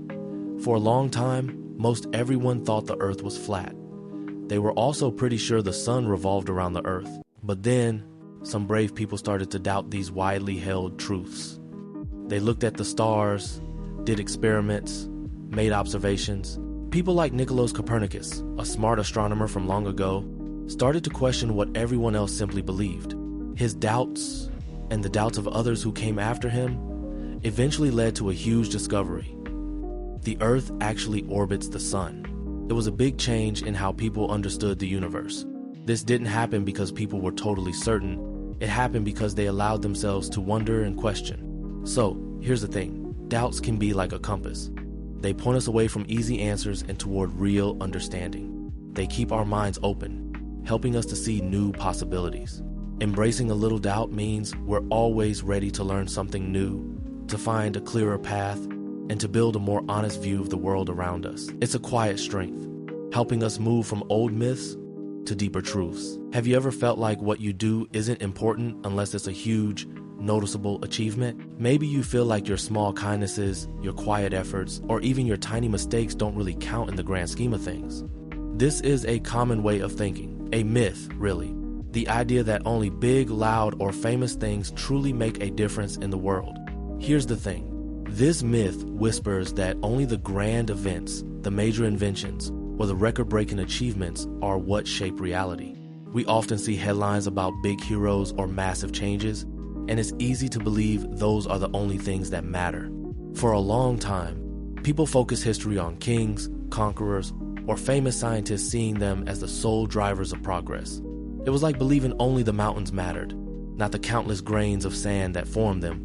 We tend to celebrate the finished masterpiece, forgetting all the quiet moments of creation that went into it. Think about a giant oak tree. We see its massive trunk, its wide branches, its tall presence, but that tree started from one tiny acorn, didn't it? And it grew through countless small decisions of its cells, drawing up tiny bits of water and sunlight, day after day. Or think about a song. We hear the full orchestra, the soaring melody, but it's made of individual notes, each one small on its own. It's the same with our lives and the world around us.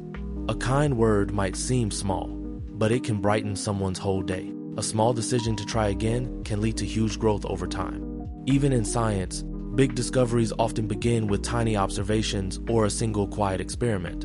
So, maybe the real truth is this. Reality isn't just built from giant blocks. It's woven together, thread by tiny thread, from countless small actions, quiet efforts, and hidden moments. Each small thing holds its own unique power, even if it's not always seen or celebrated.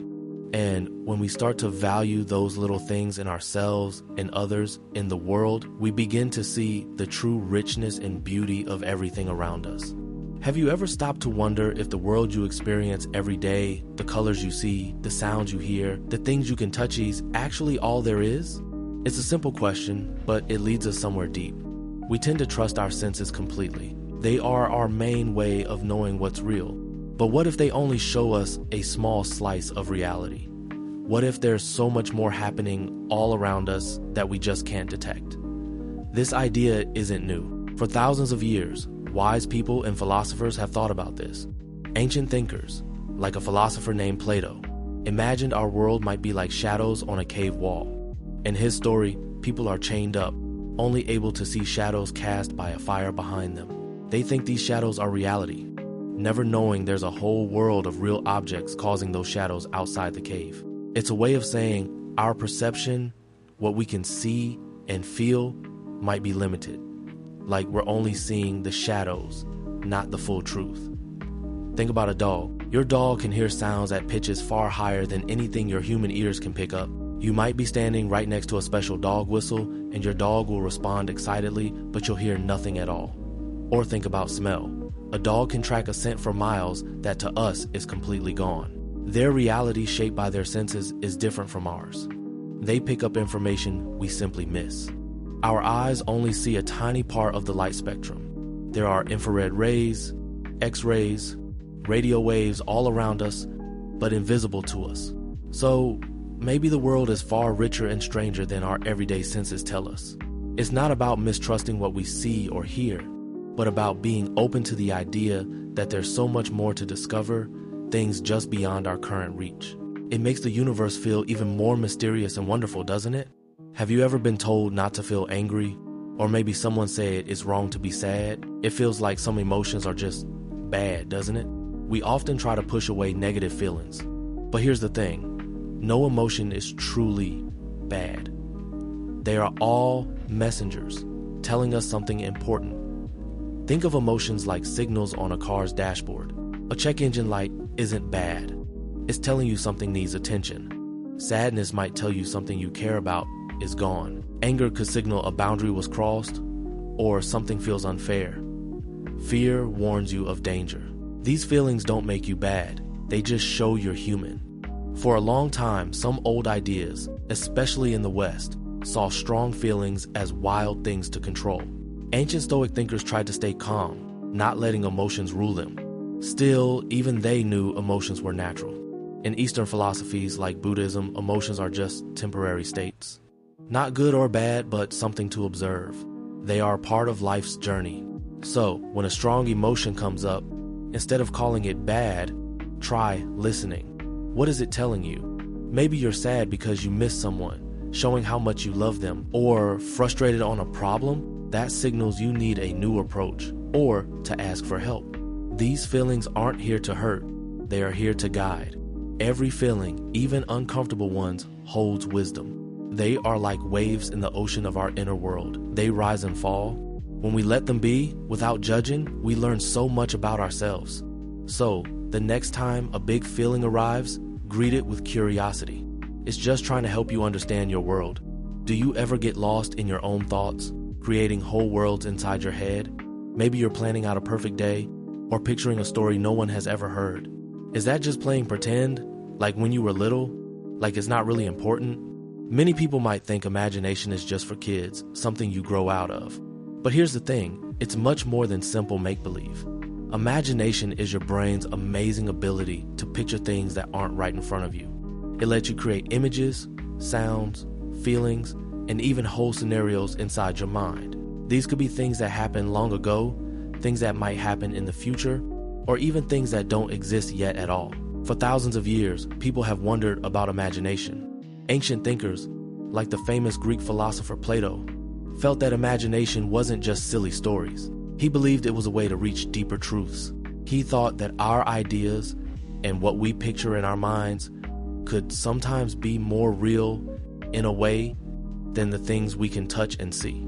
Thinkers for centuries after agreed they saw imagination as the bridge between what is and what could be, how we can dream up inventions or understand feelings we haven't experienced ourselves. Consider this, when you're trying to figure out a problem, like how to rearrange your room, you don't just move furniture around randomly. You probably close your eyes for a moment and imagine different ways it could look, right? Or when a scientist tries to find a cure for a sickness, they imagine how different chemicals might react together. They build ideas and possibilities in their mind first, long before they ever touch a test tube. It's the same when an author creates a character or a musician writes a song, they imagine it into existence. So, is imagination just pretend, number? It's a powerful tool, a fundamental gift that helps us understand our world, build new things, and even feel what others feel. It's how we plan, how we dream, and how we connect with others' experiences, even if they're very different from our own. It's not about escaping reality. It's about seeing it, shaping it, and making it richer. It's one of the most essential and most real parts of being human. Have you ever felt like you needed to fit in?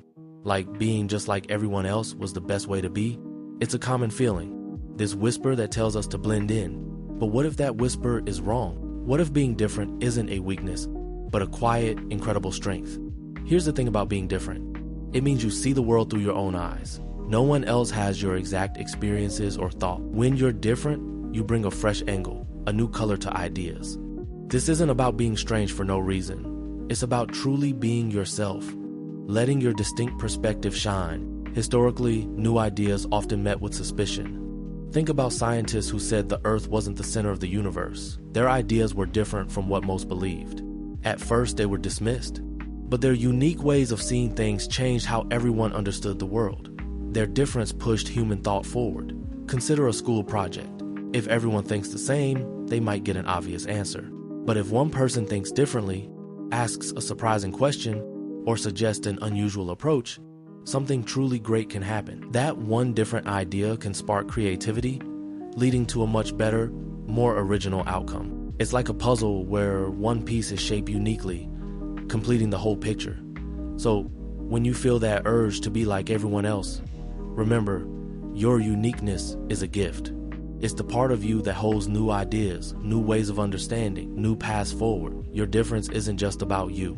It's about how you can enrich the world around you quietly making it stronger and more interesting. Have you ever felt a little bit bad for just sitting still, for not doing something productive, like you should be studying or cleaning or practicing, but instead you're just resting? There's this quiet whisper, a myth really, that tells us if we're not always busy, if we're not constantly moving and achieving, then we're being lazy. This idea suggests that true worth comes only from endless work, and that taking a break means you're somehow failing.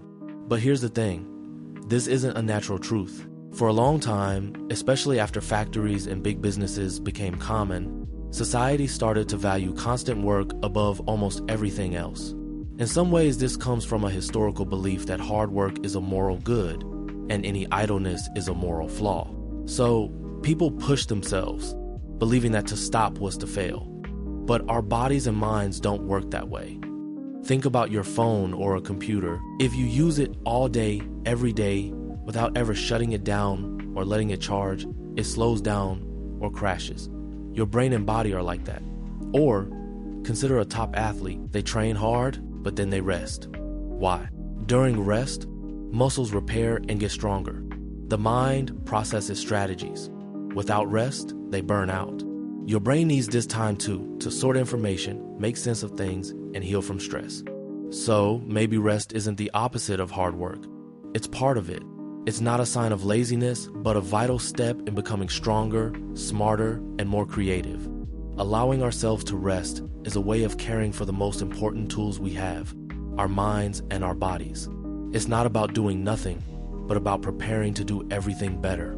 Have you ever just sat and watched the clouds drift by, or seen a tiny sprout push through hard ground? You might wonder if there's a secret map, a hidden design for everything, including us. This question, does nature have a plan for us, asks if life, or even the universe, has a fixed purpose, a special goal, or is everything just happening, changing, without a big, pre-written script? For a long time, people have thought about this. Ancient Greek philosophers talked about fate, believing your life path was already set, like a story written down. Many religions teach about a divine plan, suggesting a higher power guides every leaf and every choice. This gave many comfort, feeling part of something grand and intentional. But over time, our understanding grew. Scientists looked at how life works, how plants grow, or how animals change through evolution. It began to look different. A sunflower turns to face the sun not because it has a plan to be beautiful, but because that's how it gets energy. It's just following its biological programming, reacting to its world. Think about a river. It flows downhill, finding its way to the ocean. It seems like it has a clear plan, right? But it's not really planning. It's just following the easiest path, pulled by gravity. Its journey is a result of natural forces, not a conscious decision. So, when we look at our own lives, at the choices we make, is it all part of some hidden blueprint?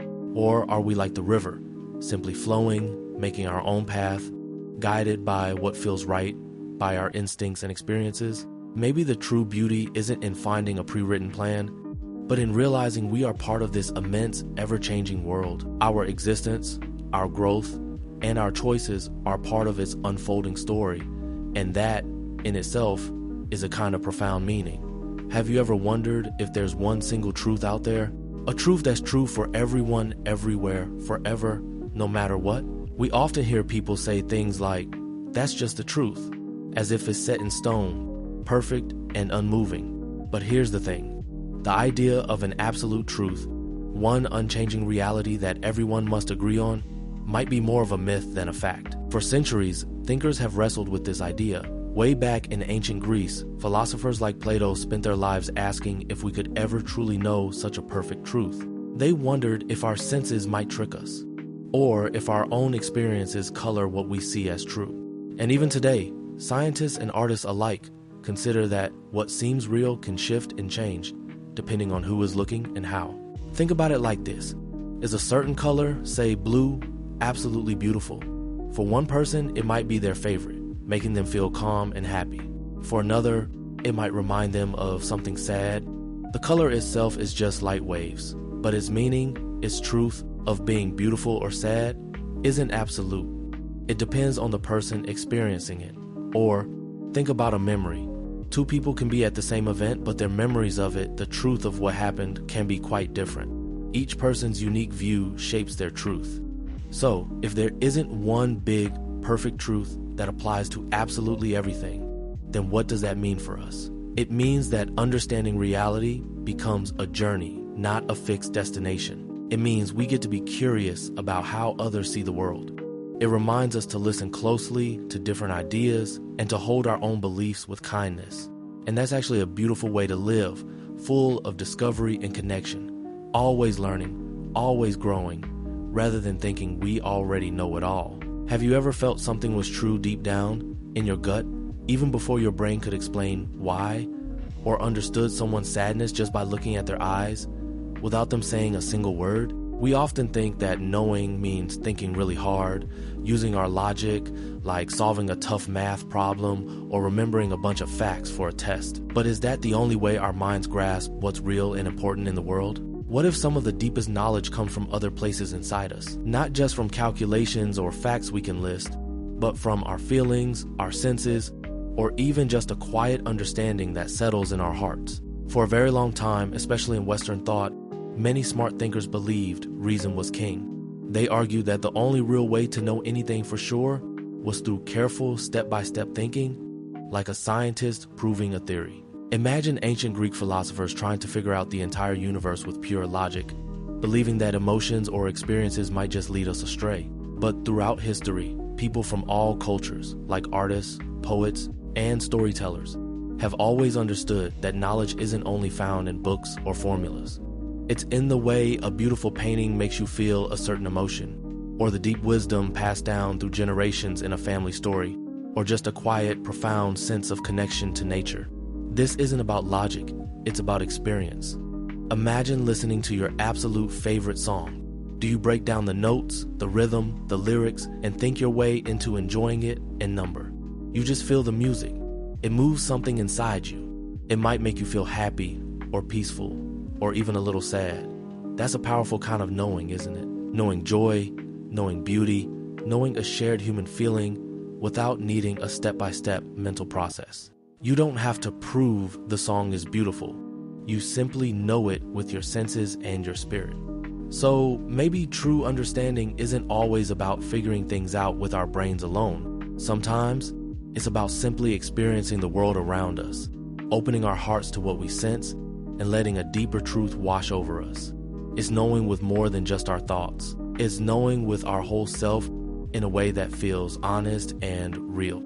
Have you ever stopped to think about how much of what you believe, what you know, or even who you are comes from a story? It's a strange thought, but it's true. From the time we are really young, stories are everywhere. They are in the books we read, the shows we watch, and even the tales our families tell us. But here's the thing, stories are much more than just entertainment. They are like the invisible threads that weave together how we understand the world. They tell us what's possible and what's right.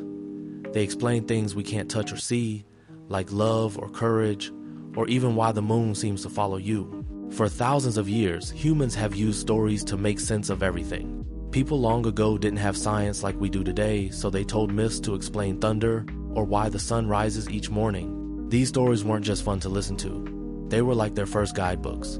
They explained how the world worked, where people came from, and how they should live. Think about old legends of heroes fighting dragons, or stories about gods who controlled the weather. These tales taught people about bravery, about respecting nature, and about what was fair versus what was wrong. They helped build the rules and beliefs that entire societies lived by.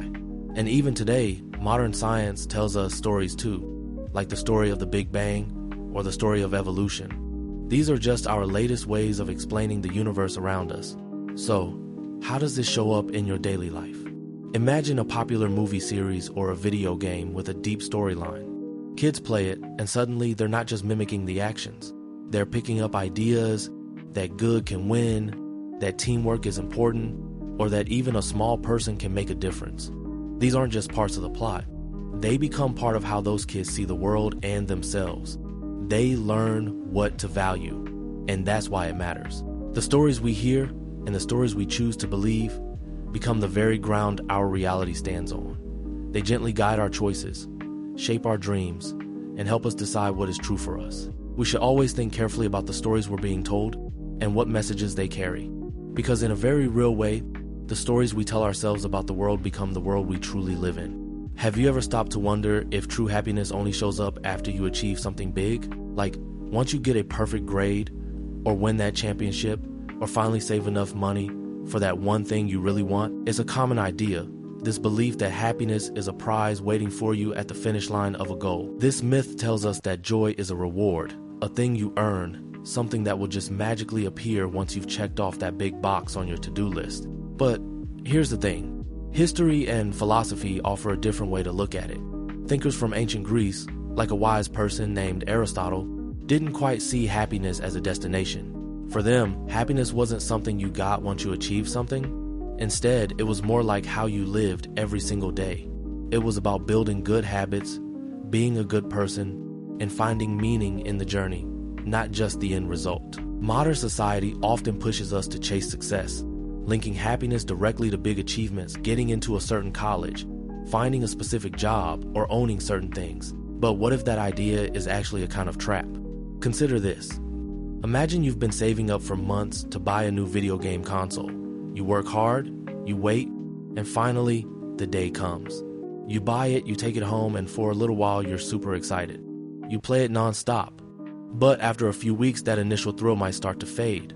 You might even find yourself looking for the next big thing to want. The lasting happiness you hoped for from just getting the item isn't always there. The joy was maybe more in the planning, the anticipation, the small wins along the way. So maybe true happiness isn't just about reaching a goal. Perhaps it's found more in the quiet moments of the journey, in the effort you put in, or even just in the simple act of being present. Happiness can be like a gentle river flowing through your life, not a huge waterfall you only see once you've climbed a whole mountain. It's about noticing the good parts of your day, big or small, right now, without needing a huge reason or a grand achievement to feel it. Sometimes, it feels like numbers are everywhere. We use them for everything, telling time, checking grades, measuring the height of a mountain, or the speed of light. They help us understand the world in a very clear, precise way. So you might wonder if numbers can explain everything there is to know about reality. Can every secret, every feeling, every color, every sound be broken down into a series of calculations? For a long time, people have asked this question. Ancient thinkers, like the Greek philosopher Pythagoras, believed that numbers were the very core of the universe. He and his followers thought that everything, from music to the movement of the stars, could be understood through mathematical patterns. To them, numbers weren't just tools, they were sacred, holding the deepest truths about how the world was put together. Even today, science relies heavily on numbers. We measure, count, and calculate to make sense of everything from tiny atoms to vast galaxies. Numbers allow us to predict things, like when the sun will rise or how a bridge will hold up. But here's the thing, can a number truly capture the feeling of sadness when a friend moves away, or the intense joy of hearing your favorite song? Imagine trying to put a number on the beauty of a sunset or the warmth of a hug. We can measure the light waves of the sunset or the temperature change during a hug, but those numbers don't tell us about the feeling itself. They give us facts about the physical world, but they don't always explain the deep personal experience of being human. So, while numbers are incredibly powerful tools for understanding the world around us, they might not hold all the answers. There are parts of reality, like our emotions, our dreams, the beauty we find in art, or the connection we feel with others that exist beyond what can be counted or calculated. These unmeasurable parts are just as real, and they add so much richness and meaning to our lives, making the world a truly wonderful and mysterious place. Have you ever felt like you're always rushing towards some big moment? Like, once you get to that one spot, maybe finishing school, or getting a certain job, or reaching a goal, then everything will suddenly be perfect? Here's the thing. We often carry this idea that life has a clear finish line, a place where all the effort stops and a state of complete happiness begins. This idea is a myth. Life isn't a race with one final destination. For a long time, people have dreamed of a perfect end state. Ancient stories talked about golden ages, or a heaven where all troubles melt away. In our own lives, we often set up milestones like school grades, graduation, or getting a driver's license. We tell ourselves, I'll be happy when, or life will finally be good after I. But here's how it works. Each of these finish lines is actually just a starting line for something new. Think about running a long race, like a marathon. When you cross the finish line, you don't just stop existing or stop moving. You've completed one challenge, but then you're recovering, maybe training for another race, or just walking home. Life is like that. Every achievement opens up a new path, a new set of choices and challenges. So, the myth of the finish line makes us think we need to wait for joy, that happiness is something to be earned and then kept forever. But the truth is, joy and meaning are found in the journey itself, in the steps we take each day. It's in the growing, the learning, and the simply being present in each moment, knowing that life is a continuous flow, not a destination. Have you ever heard someone say, ignorance is bliss? It means that sometimes not knowing something can actually make you happier. But does that mean learning more always makes life harder? Here's the thing. Sometimes when we gain new knowledge, especially about the complicated parts of the world, it can feel like a heavy weight. It's like finding out a truth that changes everything you thought you knew, and you can't just unknow it. This kind of knowledge can bring sadness, worry, or a sense of responsibility. Thinkers, for thousands of years, have wrestled with this idea. The ancient Greek philosopher Socrates, one of the wisest people ever, famously said that the more he learned, the more he realized how much he didn't know. Imagine how overwhelming that must feel. It's like standing at the edge of a vast ocean, understanding its immense size, and suddenly feeling very small. This idea suggests that deep knowledge often comes with a humble understanding of how much more there is to explore and how many problems still exist. Here's a simple example from your daily life. Maybe you once loved a certain brand of sneakers, thinking they were super cool and made perfectly. Then you learn that the company uses child labor or harms the environment to make them. Suddenly, your favorite sneakers don't feel so great anymore. That new information, that knowledge, now changes how you feel about something you once enjoyed without a second thought. The sneakers themselves haven't changed, but your understanding of them has, and that understanding can feel like a small burden. So, is knowledge always a burden? Not at all. While it's true that sometimes understanding can come with a heavy heart, it's also what truly sets us free. Knowledge gives us the power to make better choices, to understand others, and to work towards a better world. It helps us see past simple appearances to the deeper truths. It's like having a map. The map might show you difficult terrain, but it also shows you the way forward. The journey of learning might bring moments of discomfort, but it ultimately leads to a richer, more meaningful way of seeing and living in the world. It's about becoming more aware, more thoughtful, and more truly alive. Have you ever stopped to wonder what it would be like to remember absolutely everything? Every single word spoken to you, every meal you've ever eaten, every tiny awkward moment? It sounds like having a super brain, but here's the thing, it might actually be a huge problem. Our minds aren't just filing cabinets that keep stacking papers forever. Sometimes, the brain needs to let go. Forgetting isn't just about losing stuff you once knew. Think of it more like your mind doing a really important cleanup. It's like when your phone runs out of storage because of old photos and apps you don't use anymore. You have to delete some things to make space for new ones, right? Your brain does something similar. It helps us clear out the old, less important stuff so we can focus on what matters now and make room for new experiences and lessons. Even ancient thinkers understood how important it was to move on. They knew that holding on to every single past hurt or mistake could weigh a person down. It's a natural process. Our brains are incredibly smart at figuring out what information we genuinely need to keep and what we can let fade into the background. This doesn't mean forgetting important lessons, but rather letting go of the small details that no longer serve us. Imagine you had a disagreement with a friend last year. Something small. If you kept reliving every single word of that argument every day, it would be really hard to move past it and enjoy your friendship now. But often, our minds let those small, painful details soften over time. We remember the lesson learned, maybe, but the sharp edges of the hurt begin to fade. This allows us to forgive, to heal, and to grow. It lets us step forward, lighter, ready for whatever comes next, instead of being stuck in the past. Forgetting, in this way, is a quiet power that helps us live fully in the present and build a future. Have you ever wondered if some people are just born bad, like truly, deeply bad, with no chance to be good? It's a thought many of us have had, especially when we see someone do something really hurtful or unfair. This idea that some people are just bad at their core is a very old one. For a long time, people believed in a clear line between good guys and bad guys, almost like characters in a story. If someone did something wrong, it was easy to just say, well, they're a bad person. End of story. But here's the thing. Real life is much more complicated than a simple story. Think about a complicated machine, like a car engine. If it breaks down, you don't just say, oh, it's a bad engine. You look for the specific part that's failing, the reason it's not working right. Is it a loose wire? A clogged filter? It's similar with people. Modern thinking, especially in fields like psychology, suggests that behavior, even really difficult or harmful behavior, usually comes from somewhere. It could be from past experiences, from pain, from fear, or even from brain chemistry. People aren't just bad like a broken thing. They often act out of deeper struggles or misunderstandings. So, instead of a simple label, we learn to look closer. We start to ask why, rather than just what. It's a way of seeing the full, messy, human picture.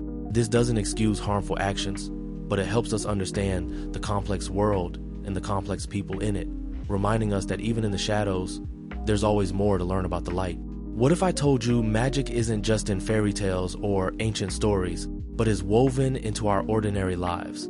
We often think of magic as spells or impossible tricks, things that defy all logic. But maybe it's also something quieter, something happening all around us every single day, waiting to be noticed. For thousands of years before science explained much, people saw magic everywhere. Imagine early humans watching a powerful thunderstorm or seeing a tiny seed grow into a huge tree. They didn't have words like photosynthesis or meteorology, so they called it magic. It was their way of understanding things that felt too grand, too mysterious, too powerful to be just ordinary. It was a deep sense of awe, a feeling that there was something hidden and alive in the world they couldn't quite grasp. This wasn't about being wrong, it was about humans trying to make sense of the incredible. Today, we have science. We can explain so much, from planets moving to our brains working, but has all this knowledge taken away the magic? Or has it simply helped us see the real magic hidden in the details? Think about a simple, unexpected smile from a stranger that brightens your whole day, or the way a song can instantly change how you feel, lifting your spirits. There's no formula for the perfect timing of a good joke, or the quiet comfort of a friend knowing just what to say. These aren't supernatural powers. They are moments of connection, moments of surprising beauty, tiny wonders that spark joy and awe deep inside us. They remind us that even the most normal things can hold profound power. So perhaps magic isn't about things that break reality's rules. Instead, it's about learning to truly see and appreciate the wonder already woven into reality itself. It's about being open to the incredible, complex dance of life, the hidden patterns, and the unexpected joys that blossom when we least expect them. It's about keeping our eyes open and our hearts ready to feel that little spark of awe, knowing the world around us is far more amazing than we often give it credit for. If only we take the time to look closely. Have you ever thought about how smart you are and wondered if that's just it? Like, is your brain power fixed from the day you're born? For a long time, many people believed exactly that. They thought intelligence was like a number, a score, set in stone. This idea, this myth of fixed intelligence, suggests you either have it or you don't. It says if you struggle with math, you'll always struggle. Or if you're not a natural artist, you never will be. It's a heavy thought, isn't it? It means your mind, your ability to learn, couldn't really change or grow. This way of thinking goes way back. Early psychologists tried to measure the human mind, creating tests. While these tests were meant to help, sometimes they made people believe their score was their destiny. It was easy to think that if your IQ was X, then that was your limit. This idea shaped schools and how people saw themselves for many years. It was a simple, but often limiting, way to understand something as complex as the human mind. But here's the thing, our modern understanding tells a different story. Imagine your brain isn't a sealed box, but a muscle. Like when you start trying to do push-ups, at first you might only do a few and it feels hard, but the more you practice, the stronger your muscles get, right? You can do more push-ups. Your brain works a lot like that. When you learn new things, when you make mistakes and try again, you're actually building new connections.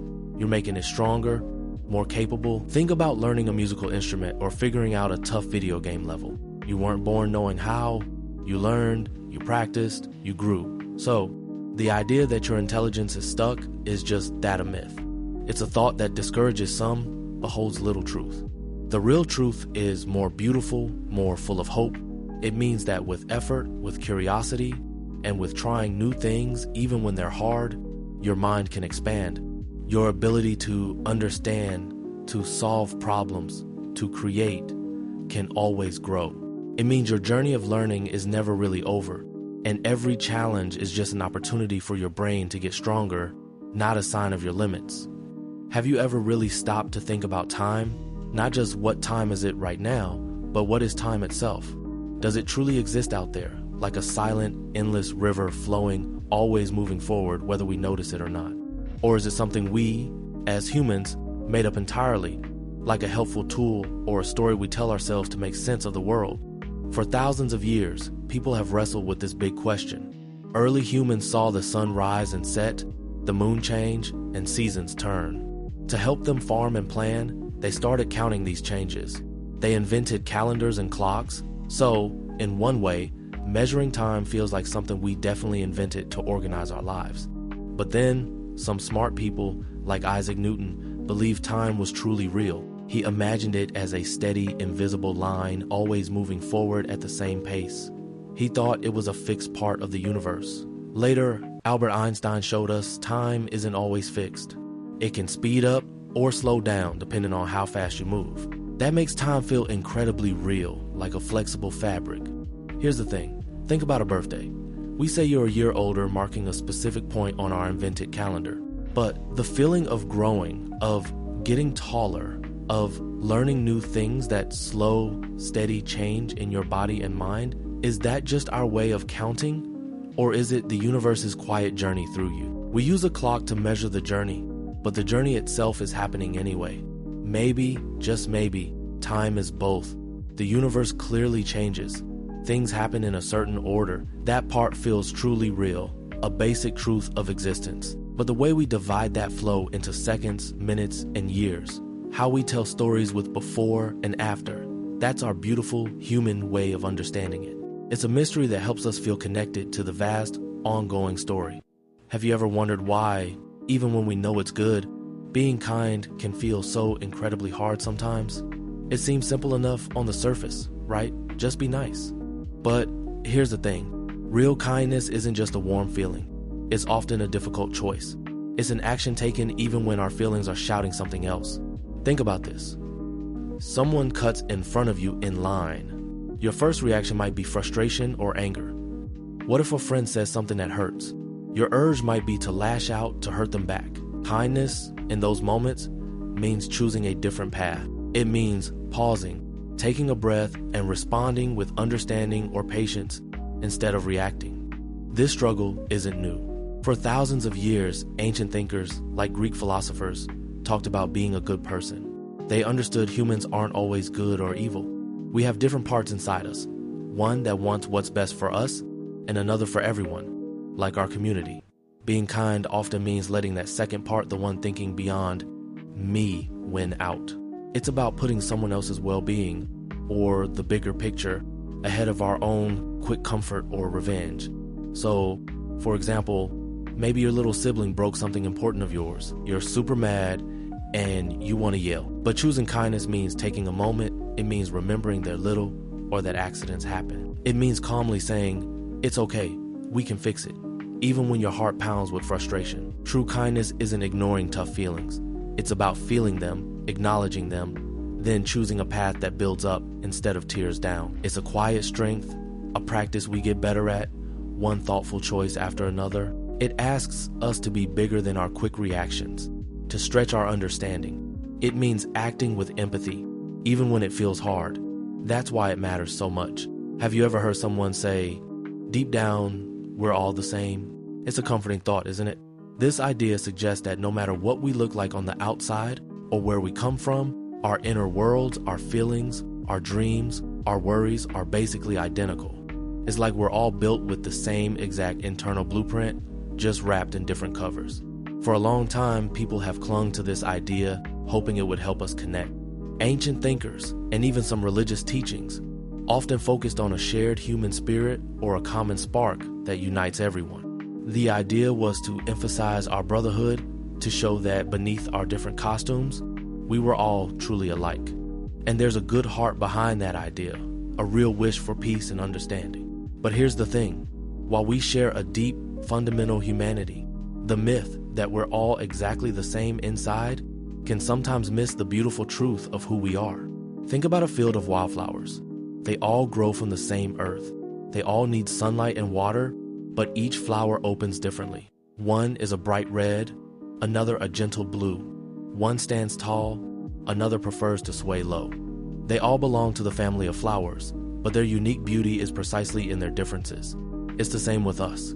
Our experiences, the stories our families tell, the places we grow up, even the unique way our brains work, all these things shape us. They make our inner worlds special and distinct. When you feel joy, it's your joy, colored by your life. When someone else feels joy, it's theirs, shaped by their own path. We can understand each other's feelings, we can empathize, but we don't feel them in the exact same way. Recognizing this isn't a problem, it's an invitation. It invites us to be truly curious about another person's inner world, to listen deeply, and to appreciate the unique, intricate patterns of their spirit. We are not the same, but we are connected in our wonderful, different ways of being human. Have you ever stopped to wonder if the choices you make each day are truly 100% yours? It's a deep question, isn't it? We often feel like we're in control, picking our paths, deciding what to say or do. But what if our choices aren't just simple acts of me deciding? What if they're more like threads in a much bigger tapestry, woven by things we can't always see or name? For a very long time, people have thought about this. Way back, ancient Greek thinkers wondered about something called fate, the idea that some things are just meant to be, no matter what we do. They asked if our lives and the choices we make within them were already written. Later, other thinkers looked at how much our surroundings shape us. They asked, if you grow up in a certain place with certain ideas around you, do you really have total freedom to think differently? Or are you in some way guided by those powerful currents around you? Here's the thing, think about what you chose for breakfast this morning. You might say, I picked cereal because I wanted it. But here's what happened. Was it because it was easy or because you saw an ad for it yesterday? Maybe your parents bought it, so it was the only option. Or perhaps you were just really tired and didn't feel like making anything else. Our brains, scientists tell us, are always taking in information even without us knowing it. They're like supercomputers, processing everything from the weather to our mood, and all of that might softly nudge us towards one choice over another. So, are our choices truly free? Or are they a complex dance between our own desires and all the hidden influences around us? It's not about being controlled, but about understanding the gentle whispers that guide us. Maybe true freedom isn't just picking, but understanding what shapes our picks. It's a quiet thought to carry with you. Have you ever felt like you needed to have every single thing planned out, every outcome just right? Like if you just tried hard enough or worried enough, you could make everything in your life go exactly how you wanted? It's a feeling we all get, this deep desire to be in charge of everything. But here's the thing, believing we have ultimate control over everything, from small events to big dreams, is a powerful myth. This myth tells us we're like a captain steering a ship through calm waters, able to avoid every storm. But reality isn't like that. Life is more like an ocean. With currents we don't create, and winds we don't control. The idea that we can or should control every piece of our world can make us feel more anxious. We get upset when things don't go our way because we believed we could make them go our way. Think about ancient thinkers like the Stoics. These wise people, thousands of years ago, understood something important. They taught that true peace comes not from trying to control what's outside of us, like the weather, or what other people say. Instead, they said, real power comes from controlling what's inside us, our thoughts, our reactions, and our choices. So, if your favorite team loses a game, you can't control the score. But you can control how you react. Do you get upset, or do you accept it and look forward to the next game?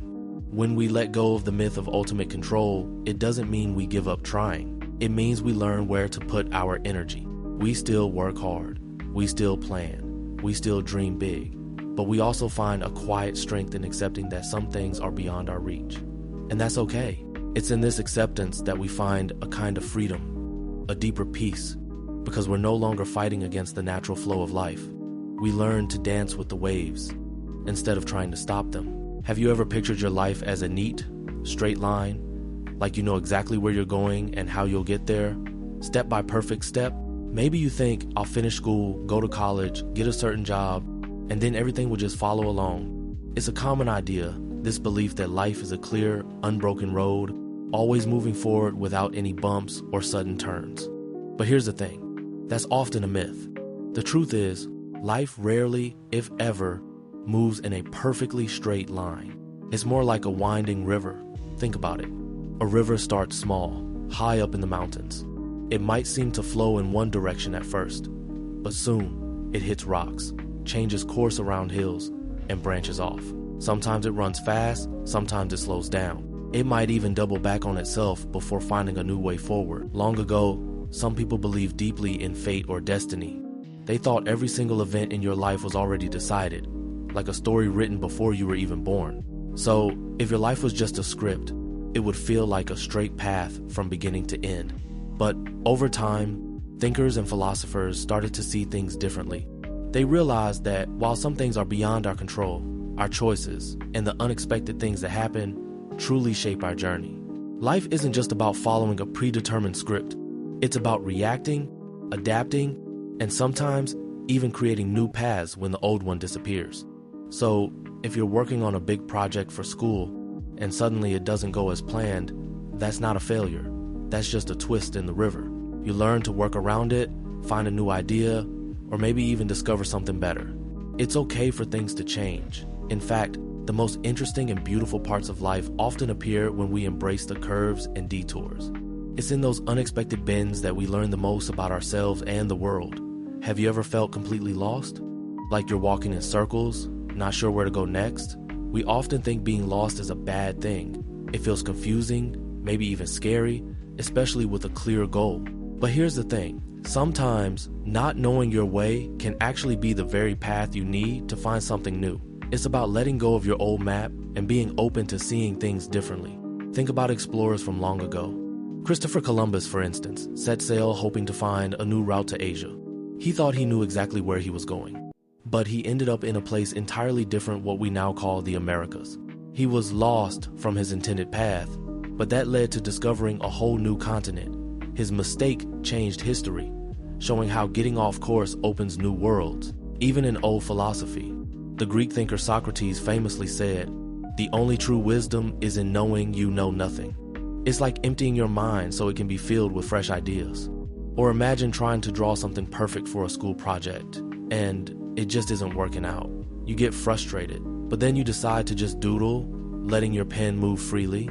And sometimes, from that lost movement, a new, amazing idea appears. Or maybe you're looking for a specific video online and click a wrong link. Suddenly, you're watching something else entirely, something that teaches you about a topic you never knew existed. That little detour led you to discover something valuable. So, being lost isn't always about failure.